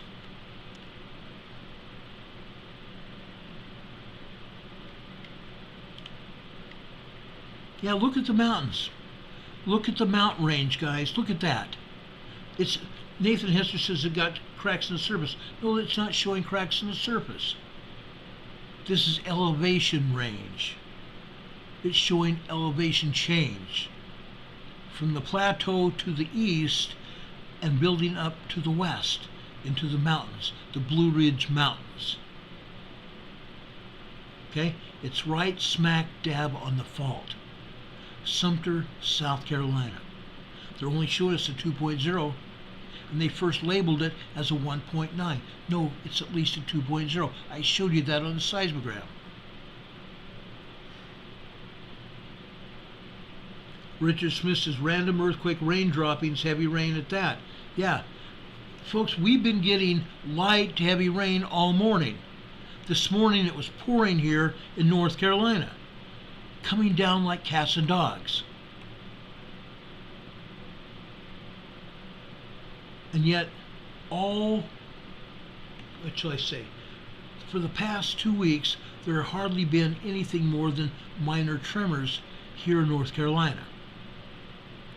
Prior to that, we were having full-blown 3.0 earthquakes here in North Carolina. USGS not reporting any of them. In past weeks, I've shown you those seismograms. They're not reporting any of them. Go figure. Go figure. Folks, just for kicks and giggles,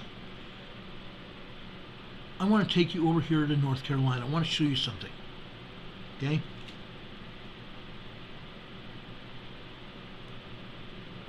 This is interesting. Okay? This is Roland, North Carolina.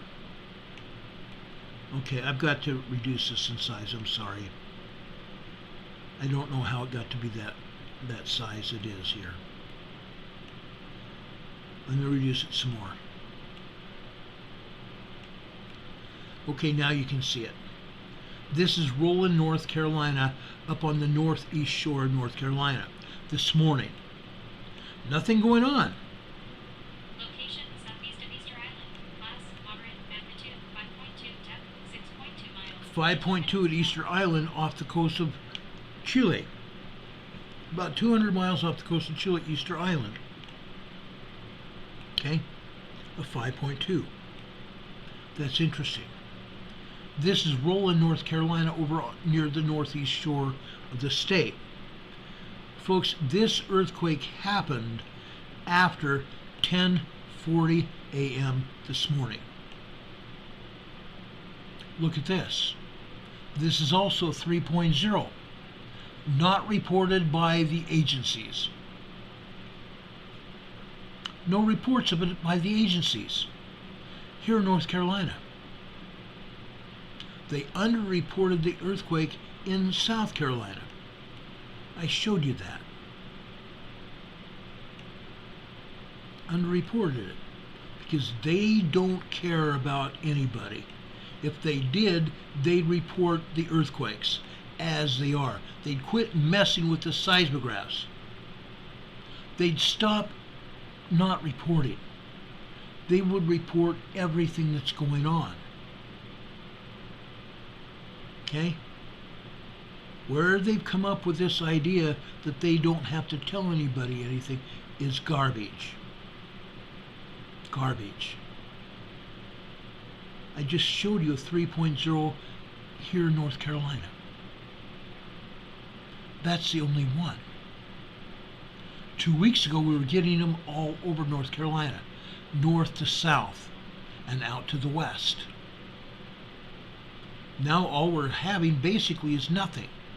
Tiny tremors and microquakes according to the agency. Okay?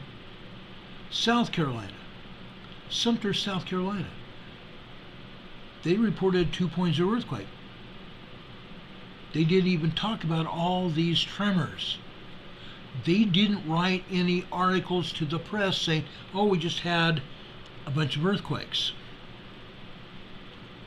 3.0 earthquakes. And a bunch of tremors. Not a thing said about South Carolina except for 2.0.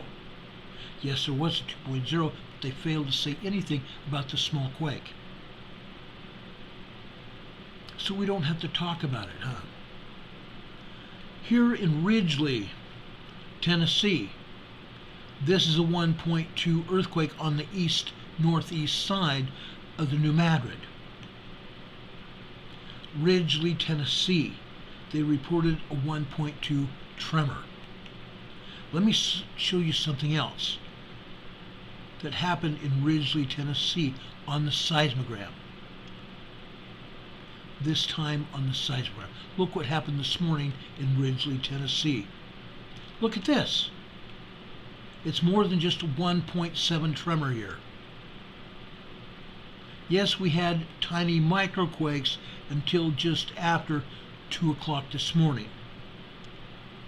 Just after 2:45 is when those tremors became large tremors. 1.8, 1.9 tremors. I do not think that we had even 2.0 earthquakes. These were all tremor activity. Not just one 1.7 tremor. Multiple. And you can see it here. But they report one 1.7 tremor. It's like they have nothing better to do but single out one event. Well, we had one tremor. No, we had a bunch of them, and they ought to say that. In their report of the 1.7, they should put in the notes of it, in the back seismologist study page, that this was a continuous tremor event. That's what they should be saying, but they're not. I went to the back seismologist study pages. And if you go and look on the back seismologist study page, and you go to origins, and then you click on magnitudes, and then you click on details, it's going to show a list of stations that reported the quake. Then you know for a fact it's not just one 1.7 tremor, it's multiple. And it lasted off and on for hours. Okay? Total time of all these tremors, hours. Hours. It wasn't continuous except for maybe a half hour. Continuous tremors for a half hour, then it dies down for a while. And then it starts up again for a half hour and dies out for a while and starts up again. Let's look at Ridgely, Tennessee this afternoon.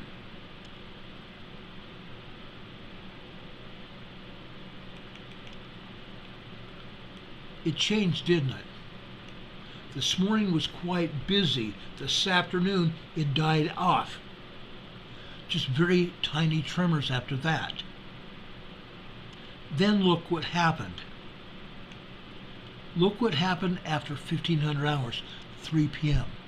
Just prior to 3 p.m., we had a good-sized shake down in Indonesia. Down in Indonesia. And even the seismograms here in the United States showed it.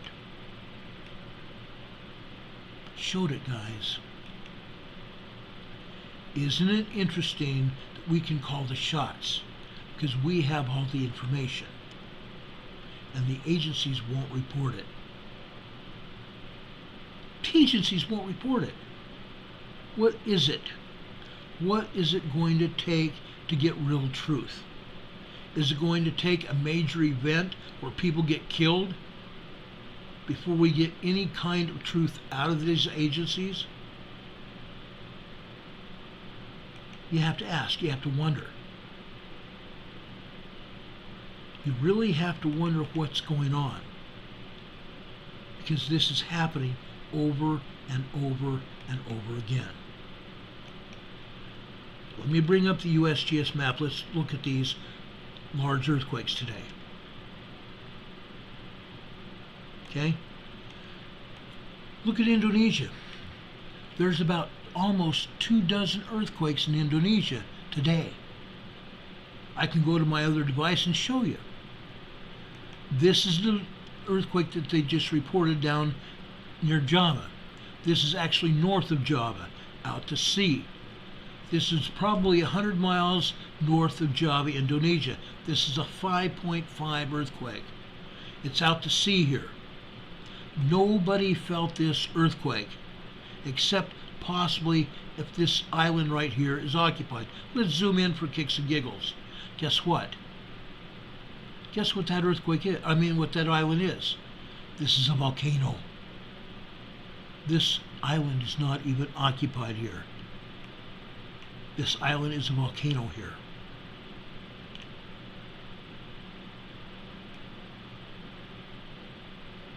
All these islands out here are a result of volcanism. Okay? So nobody felt this earthquake. 5.5. This is a mid-range 5, a large earthquake. Don't take it as what they say as just a moderate quake. A moderate is 4.0, 4.9. That was a scale that they were giving us for years. Then now, as of the last week or so, now they're called moderate. There's nothing moderate about a destructive earthquake. And a 5.5 earthquake can be a very destructive quake. Fact. Fact. Okay? If anybody felt anything over on Java here, all they felt was some minor shaking because the ocean waters over here absorbed the shock waves of that quake. Okay? Over here. This is a big city over there in Java, Eastern Java, Indonesia. It's a good sized big city here. If they felt anything, just minor shaking. Because again, the water absorbed the shaking for the most part. The water absorbed the seismic waves here. Over here, I believe all there is villages here. Small villages here, that's it.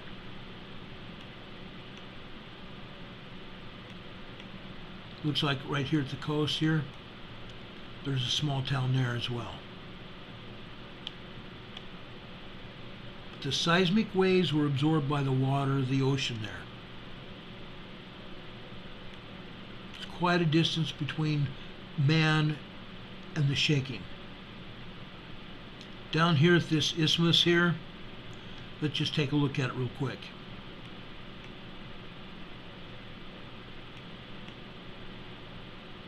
Yeah, it looks like there's some towns on this isthmus here. Yeah, look at that. That's a good sized city, spread out all over the place. Yeah, on the eastern side of Java there. All they felt was some minor shaking probably. Storm Rider says a 5.5 does not sound moderate. No, it's not. But they're trying now to get people to believe it's moderate. When just up until 2 weeks ago, a 4.0 to 4.9 was a moderate quake. Yes, it is. But I have seen damage from a 4.5 earthquake in Los Angeles. In Los Angeles, guys, I went there after a 4.5 earthquake supposedly happened. And I believe that was at least a 5. At least a 5. Sewer systems, septic systems, water meters, water mains under the city popped all over the city. Glass breakage recorded all over the city, not just in residences but businesses. Great big huge plates of glass broke up in a million pieces all over Los Angeles. Water mains and sewage systems broke in the streets. They had to dig them up and repair them. There were some highways that needed to be repaired as well. In Los Angeles, that was after 4.5. It was really probably a 5. Okay? So don't let them try to persuade you to believe that a 5.0 is a moderate quake. It's not. It's not by a long shot. Over here in north central Indonesia, 4.4 in Tobelo, and a 4.6. This quake here, this 4.6, was 26 kilometers deep. The 4.4 was 118 kilometers deep, down in the asthenosphere where the plastic magma is. Okay? Over here, Papua New Guinea, a 4.3, 39 kilometers deep. I'm sorry, it's not that. It's 39 miles deep. This is also probably down in the asthenosphere. The asthenosphere, well, let me back up here. The crust is anywhere from 39 miles deep to 69 miles deep. This is 39 miles, possibly down in the plastic magma area, down below the crust. Okay? Just so you know. We had another earthquake over here today. This is Levuka, Fiji. This was a 4.8 magnitude quake. This was 335 miles deep. 4.8 earthquake. This is going to result in a 5.8 earthquake. This 4.8 today in Levuka, Fiji is going to propagate a stronger, shallower quake of possibly a 5.8, a large earthquake. Either in this area or south into New Zealand, west into Vanuatu, the Solomon Islands, the Loyalty Islands, New Caledonia, or over here into Papua New Guinea. Or that earthquake could go over here to Chile in Argentina, and even over here into Easter Island. By the way, that large earthquake that just hit, that 5.2 over here in Easter Island, USGS has not even put that up here. They only want to report earthquakes that they want to tell us about. So the Easter Island 5.2, they're not going to report it, apparently. And it happened before that one in Java. Also, something else here. Let's go down in the Kermadec Islands. Okay? Here, we had a 4.9 here. 4.9, 5.0. Anything 0.9, you need to raise up to the upper level. In this case, a 4.9 is actually large 5.0. This is the Kermadec Islands. The Kermadec Islands here are non-occupied islands. The only thing that occupies it is a bunch of birds. It's a bird sanctuary. The same thing here with this other island. This is also 4.9. So we've had two 5.0s in the Kermadec Islands. This one here is 21 miles deep. This other one here is 32 miles deep. Okay? Just large earthquakes. Very shallow, large earthquakes. But because of that 4.8 in Fiji, we're going to get a 5.8 out of it very shortly. Now, before I go and show you Alaska, what happened in Alaska today, let's go down here into Panama. Right down here, just after 9 p.m. last night, we had a 6.0 earthquake. A 6.0 magnitude earthquake. They called it a 5.9. It came out as a 5.9. They called it a 5.9. It's had about a dozen minor earthquakes and tremors after that. By minor, I'm talking 5.1 large quakes and moderate 4.0, 4.1, 4.3 earthquakes in this area. Now, of course, USGS is not showing it. Of course they're not. They don't want anybody to know about it. Okay, over here in Colombia. This is Palmyra, Colombia. This is just south of Santander. Santander, just north of here, has had 2.1, 2.8, 2.9 earthquakes. 4 of them within the last 24 hours. So it's not too surprising that we get a 5.1 south of there in Palmyra, Colombia. Okay, it's in the mountains of Colombia. Now we all saw the movie over there in the mountains of Colombia, so anything could happen there, right? Yep, true story. Okay, now this earthquake over here in the peninsula of Alaska.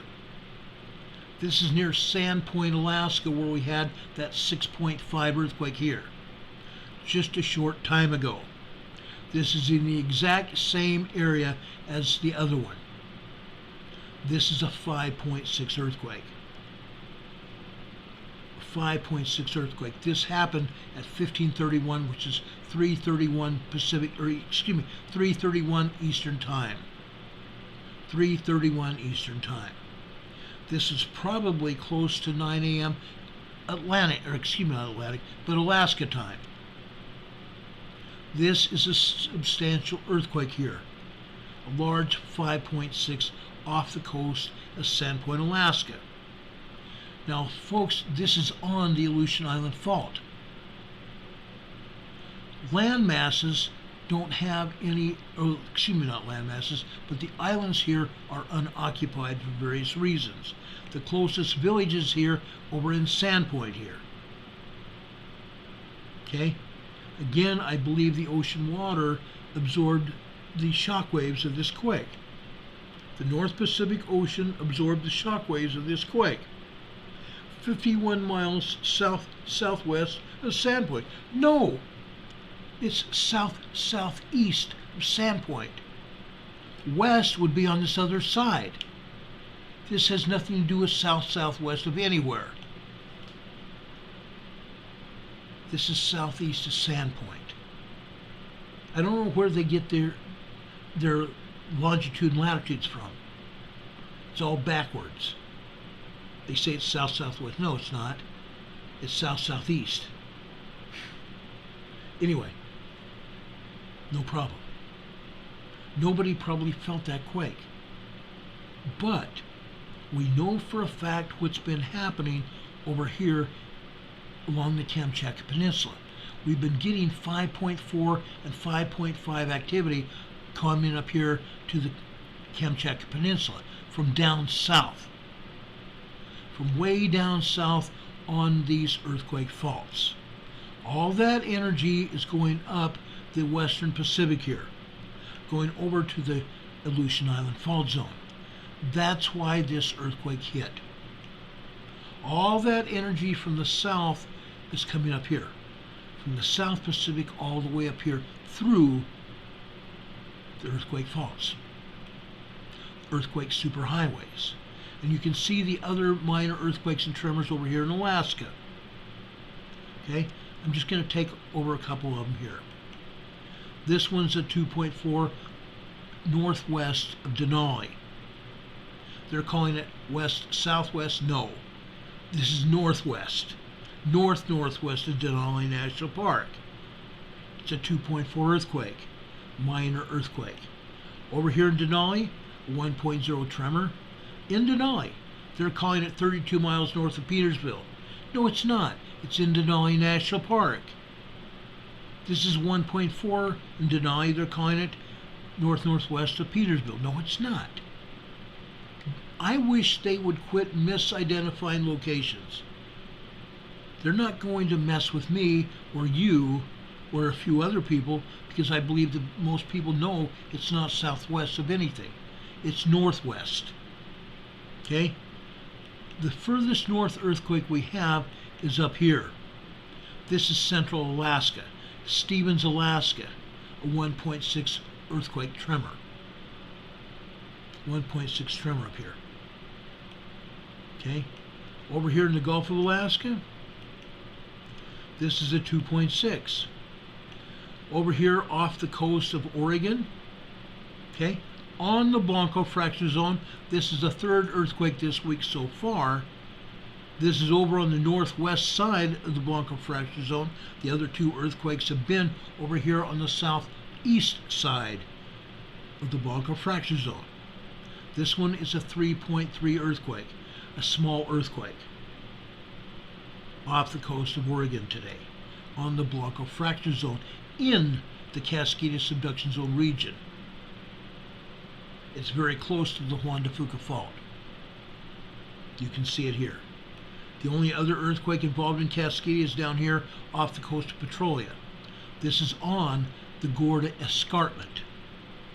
This is on the Gorda Escarpment, right just east of the Cascadia subduction zone, at the triple junction. Look at that. It's right next to the triple junction, where the San Andreas, the Cascadia subduction zone, and the Gorda Escarpment meet. This is a 2.8 minor earthquake here. This is not the first, probably won't be the last. I think this is the fourth or fifth minor earthquake we've had here this week. It's going on. It continues to go on. One of the earthquakes we heard about earlier here is off the Mexican coast today. This is actually, it's not the Mexican coast, it's the Southern California coast of San Diego, California. Off the northwest coast of Southern California in Carlsbad, California. This is a 3.1 earthquake. 3.1, this is 25 miles west-southwest of Carlsbad. Carlsbad is a beach town. I've surfed the beaches there for many years. Okay, now it's got Legoland. Legoland is in Carlsbad, California. Wonderful place. I haven't been there since they built it, but it's a great place. Richard Smith is going, good night. Have a good one, Richard. We appreciate you being here. God bless you, brother. How's it up north? I haven't even asked how you're doing up there in Nova Scotia. We appreciate you, brother. Have a great night. God bless you. We appreciate you so much. Richard's getting to be a regular here, and we really appreciate him being here. Just real briefly, we talked about the Salton Sea last night. Here's an earthquake, okay? This is over near the western side of the Salton Sea. Yet, they're calling it a 1.07 miles southwest of Bombay Beach.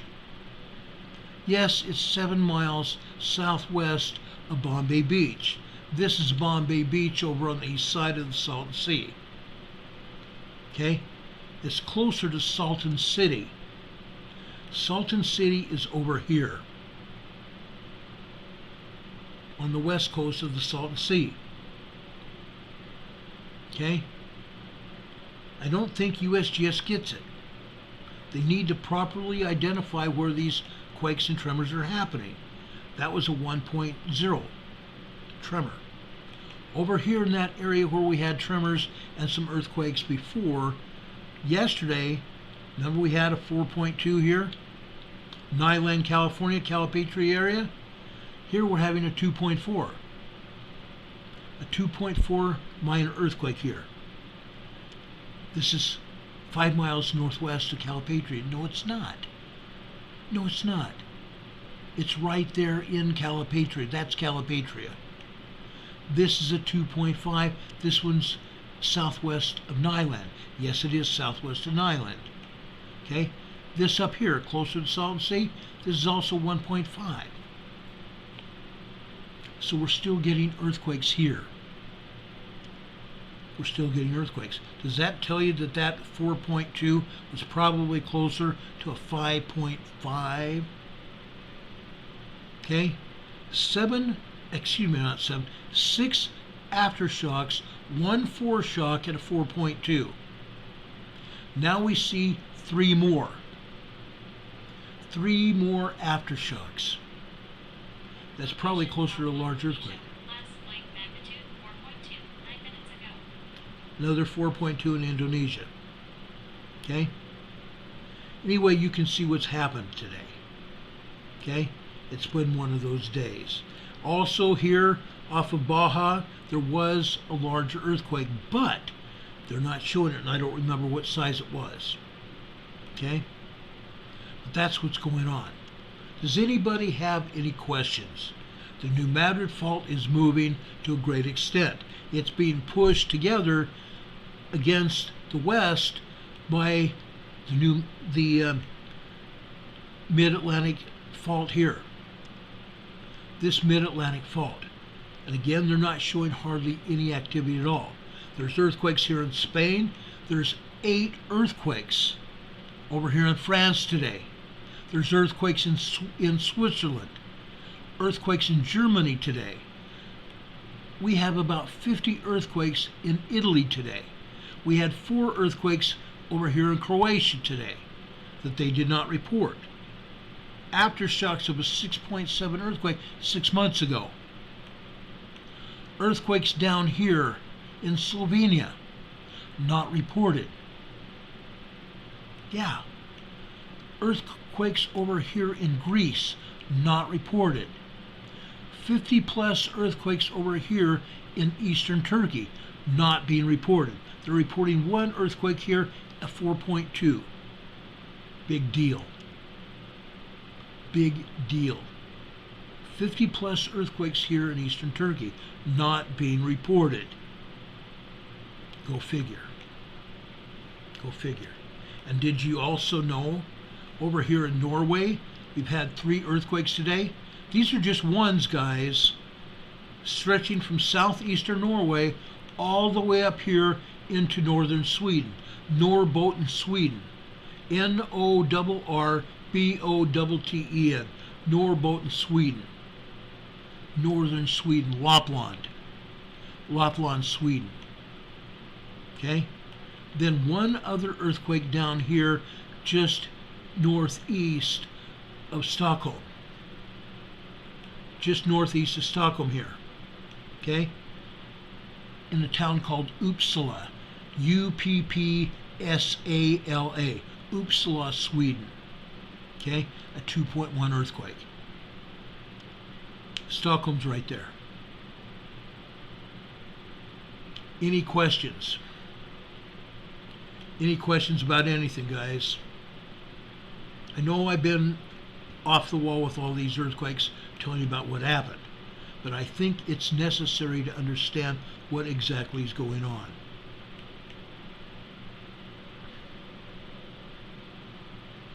Don is putting up a chat, says, in life, Murphy's Law applies.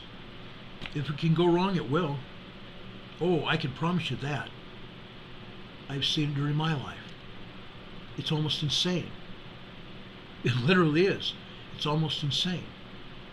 Who would have known? Who would have thunk? I look at it like that. Who would have thunk? Storm Rider says, very thorough, thank you. I just want everybody to know what's happening. The Mid-Atlantic fault is expanding. It's putting pressure on the North American fault, and it's putting pressure over in Africa. A ton of pressure. And what's going on is expanding all the way up and down north and south. Sweden and Norway have been having earthquakes. Iceland has been having earthquakes. Iceland got hit by 17 earthquakes today. Tremors, most of them. But that's what's going on. When you have an expansion of the plate like that, you're going to see earthquakes. And that's what we're seeing. Unfortunately, the east coast of North America is putting pressure from the east going west onto the New Madrid. And seismic activity from the west is pushing east. And that's why we have all those earthquakes on the New Madrid. And it's only getting bigger. I've shown you that tonight. It's gone from 1s all the way up to 3s and 4s now. I'm just waiting for a magnitude 5 or 6 earthquake on the New Madrid. And that could happen any day, literally. Storm Rider says, I just keep praying that people are listening. That's why we're here. I'm doing the same thing. Hoping and praying that people are listening to what we're saying. It's absolutely vital that we get this message out to everyone we possibly can. Okay? Down in our website, if you go to our website, which is down below this program today, in our program description, You're going to find all kinds of information about the earthquakes. You're going to find all kinds of information about volcanoes. You're going to find in the file sharing area specifically how to write an emergency preparedness plan and what things you need to have in your preparedness kits. You're going to find all kinds of information there in the file sharing area. It's all product that we put together that cannot be copied. Okay? I'm sorry, it can be copied, but it can't be altered. It's PDF files. You're free to copy that. Copy and paste it into your own database. And even print it out if you want. I have taken years putting together information. Terry Rempel's here in the chat. I appreciate you being here, Terry. Thank you so much. He says, Ron, you might want to look at the Wrangell site via Aveyah headquarters. Oh, I will. Wrangell is a volcano over there in Alaska, and I will look at that. He says activity is growing. There are earthquakes today. Thanks, Terry. We appreciate it. Okay, I haven't had a chance to look at Wrangell in about 2 days, but I appreciate that. He said, just a heads up, Wrangell and Edgecombe are waking up. Yeah, they've been waking up for a while now. Terry's right. Edgecombe and Wrangell volcanoes over there in southeastern Alaska have been waking up for months now. They've had minor tremors and full-blown 2.0s and even 3.0 earthquakes. Okay? Thanks, Terry. Appreciate you, brother. Love you. I really do love you, brother. Terry's a good man. He's a very good man. Anyway, guys, before I leave today, I want to leave you with some ideas, some thoughts. Okay? Not that one. This one. Okay? Living by principles and ethics is a narrow and difficult path, but it's always worth it. Now I'm going over to the scriptures. Okay? In the scriptures it talks about straight is the gate and narrow is the way that headeth unto exaltation and continuation of the lives. And few there be that find it, because ye receive me not in the world, neither do ye know me. Okay? Doesn't that describe our world today? Straight is the gate and narrow is the way.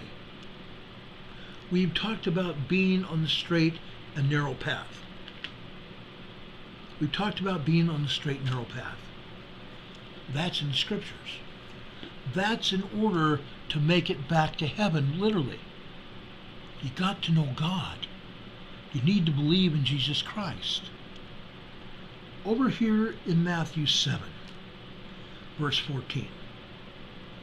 Actually, let's go to 13 first.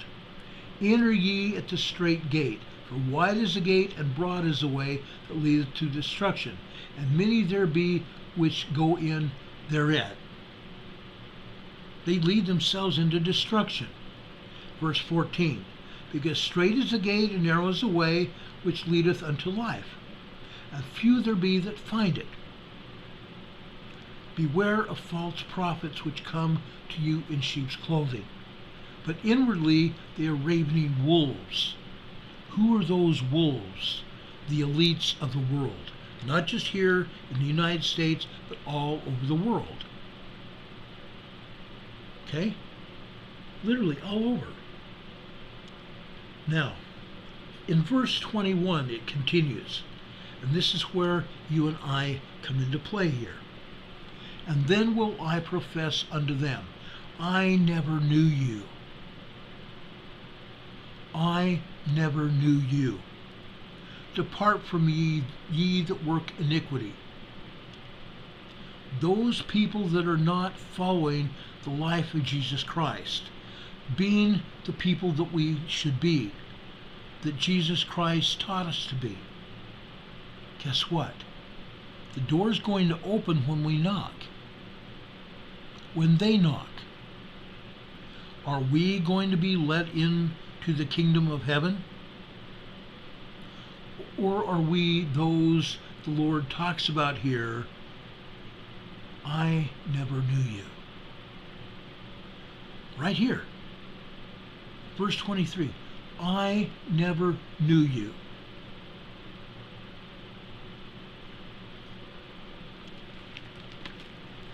Okay?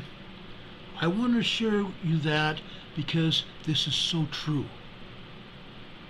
This is so true. Folks, I don't want to be in the group that Jesus Christ would say, I never knew you. I want to be welcomed into the kingdom with all of you. That's where we're at. I'm trying to give you information and share information with you and share prayers of thanksgiving with you for being here on this earth at this time in our lives, at this time in the Earth's history, where we have to actually fight our way back.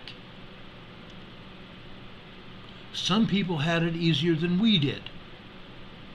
Some people have had it harder than we have. Some people say we have it easy these days. Things are getting very hard. Go to the supermarket and find things that you can buy for less than $100.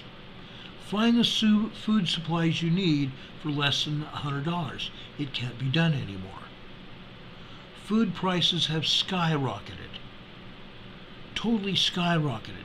What you could buy for $100 a few years ago is now $250. Fact. It's going to get even wilder and stupider and more expensive. We have to know where we're at. We have to live by principles. God's principles. God's ordinances. Otherwise, we have no promise. Once the Lord makes a covenant with us, if we don't live up to that covenant, those promises, it'll be taken away. One more note here. This came from a friend of mine, a very dear friend of mine I've known for years now. Keep trying. Keep praying. Stay positive. Be awesome. Be grateful and become better.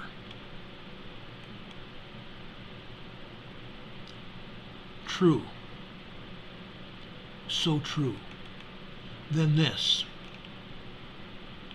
Think with sincerity, speak with honesty, and act with integrity.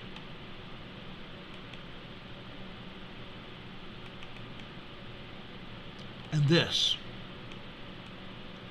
Now more than ever, we need a home that serves us, that fills us up rather than drains us. A home that is a sanctuary from the world out there. Is a sanctuary from the world. Angie Kickstra said that. Angie Kickstra. And she's right. More than ever, we need a home. We need to build our homes and make our homes sanctuaries from the world, where all of us, whether we're going to school or going to work, we can come home and be in a sanctuary away from the world. We may have to live in the world, but we do not have to be a part of the world. Okay? Rob, I hope that wasn't a big deal. He says, sorry guys, I had a small accident today. He just got in here. We appreciate you being here, Rob. Thank you so much. Stephen Catman looks like he's going out. Thank you, Ron. Blessings to you. Thank you, Mod Squad and EMA family. Blessings to everyone. Much love. Take care and be aware. Thank you, Demon Catman, for being here with us. God bless you.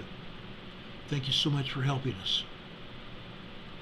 Oh, he hurt his sounders. Rob fell and hurt his sounders. I'm so sorry, Rob. God bless you, brother.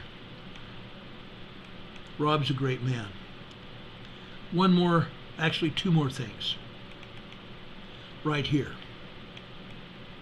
Again, I got this from a friend of mine. To step into your calling, it will make room for you. Each of us has callings that we've been given. Callings as parents. Callings as fathers and mothers and daughters and sons. Some of us have callings in the world. Callings in our churches that we have to fulfill, or that we should fulfill. as we step into those callings and try to make our callings better, trying to make our lot in life, our life as a parent, better.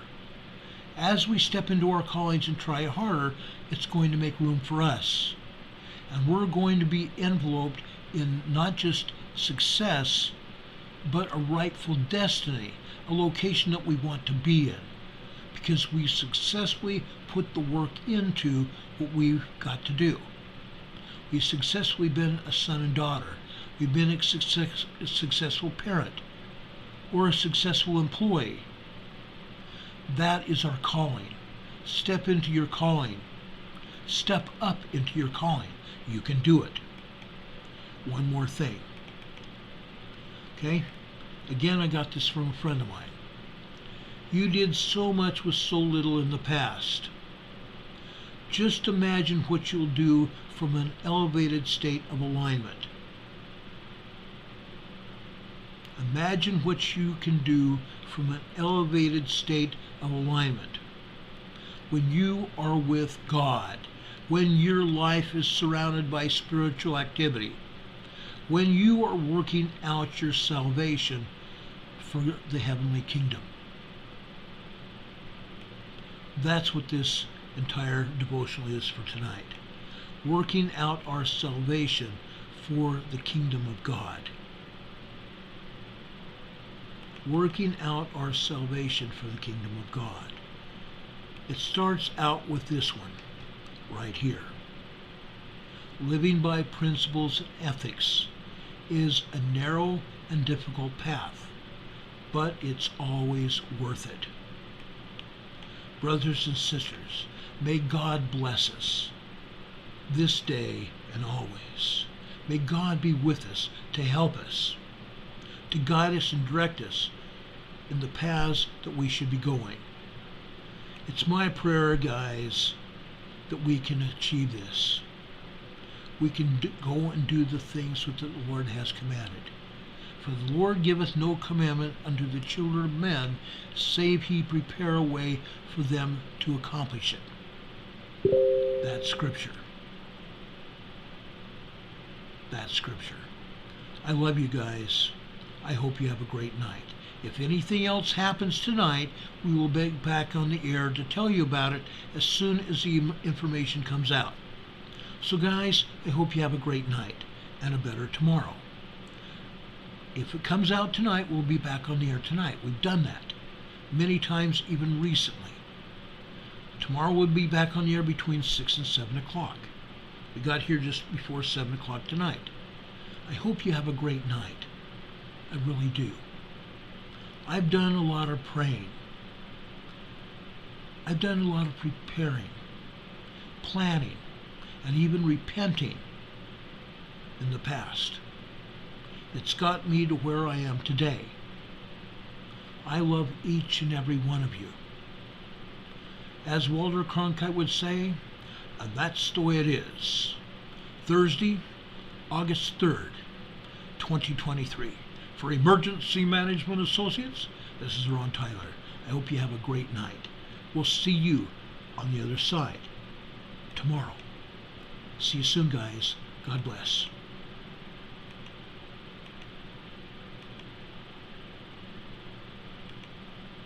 Sorry about that. God be with you till we meet again. We'll see you soon.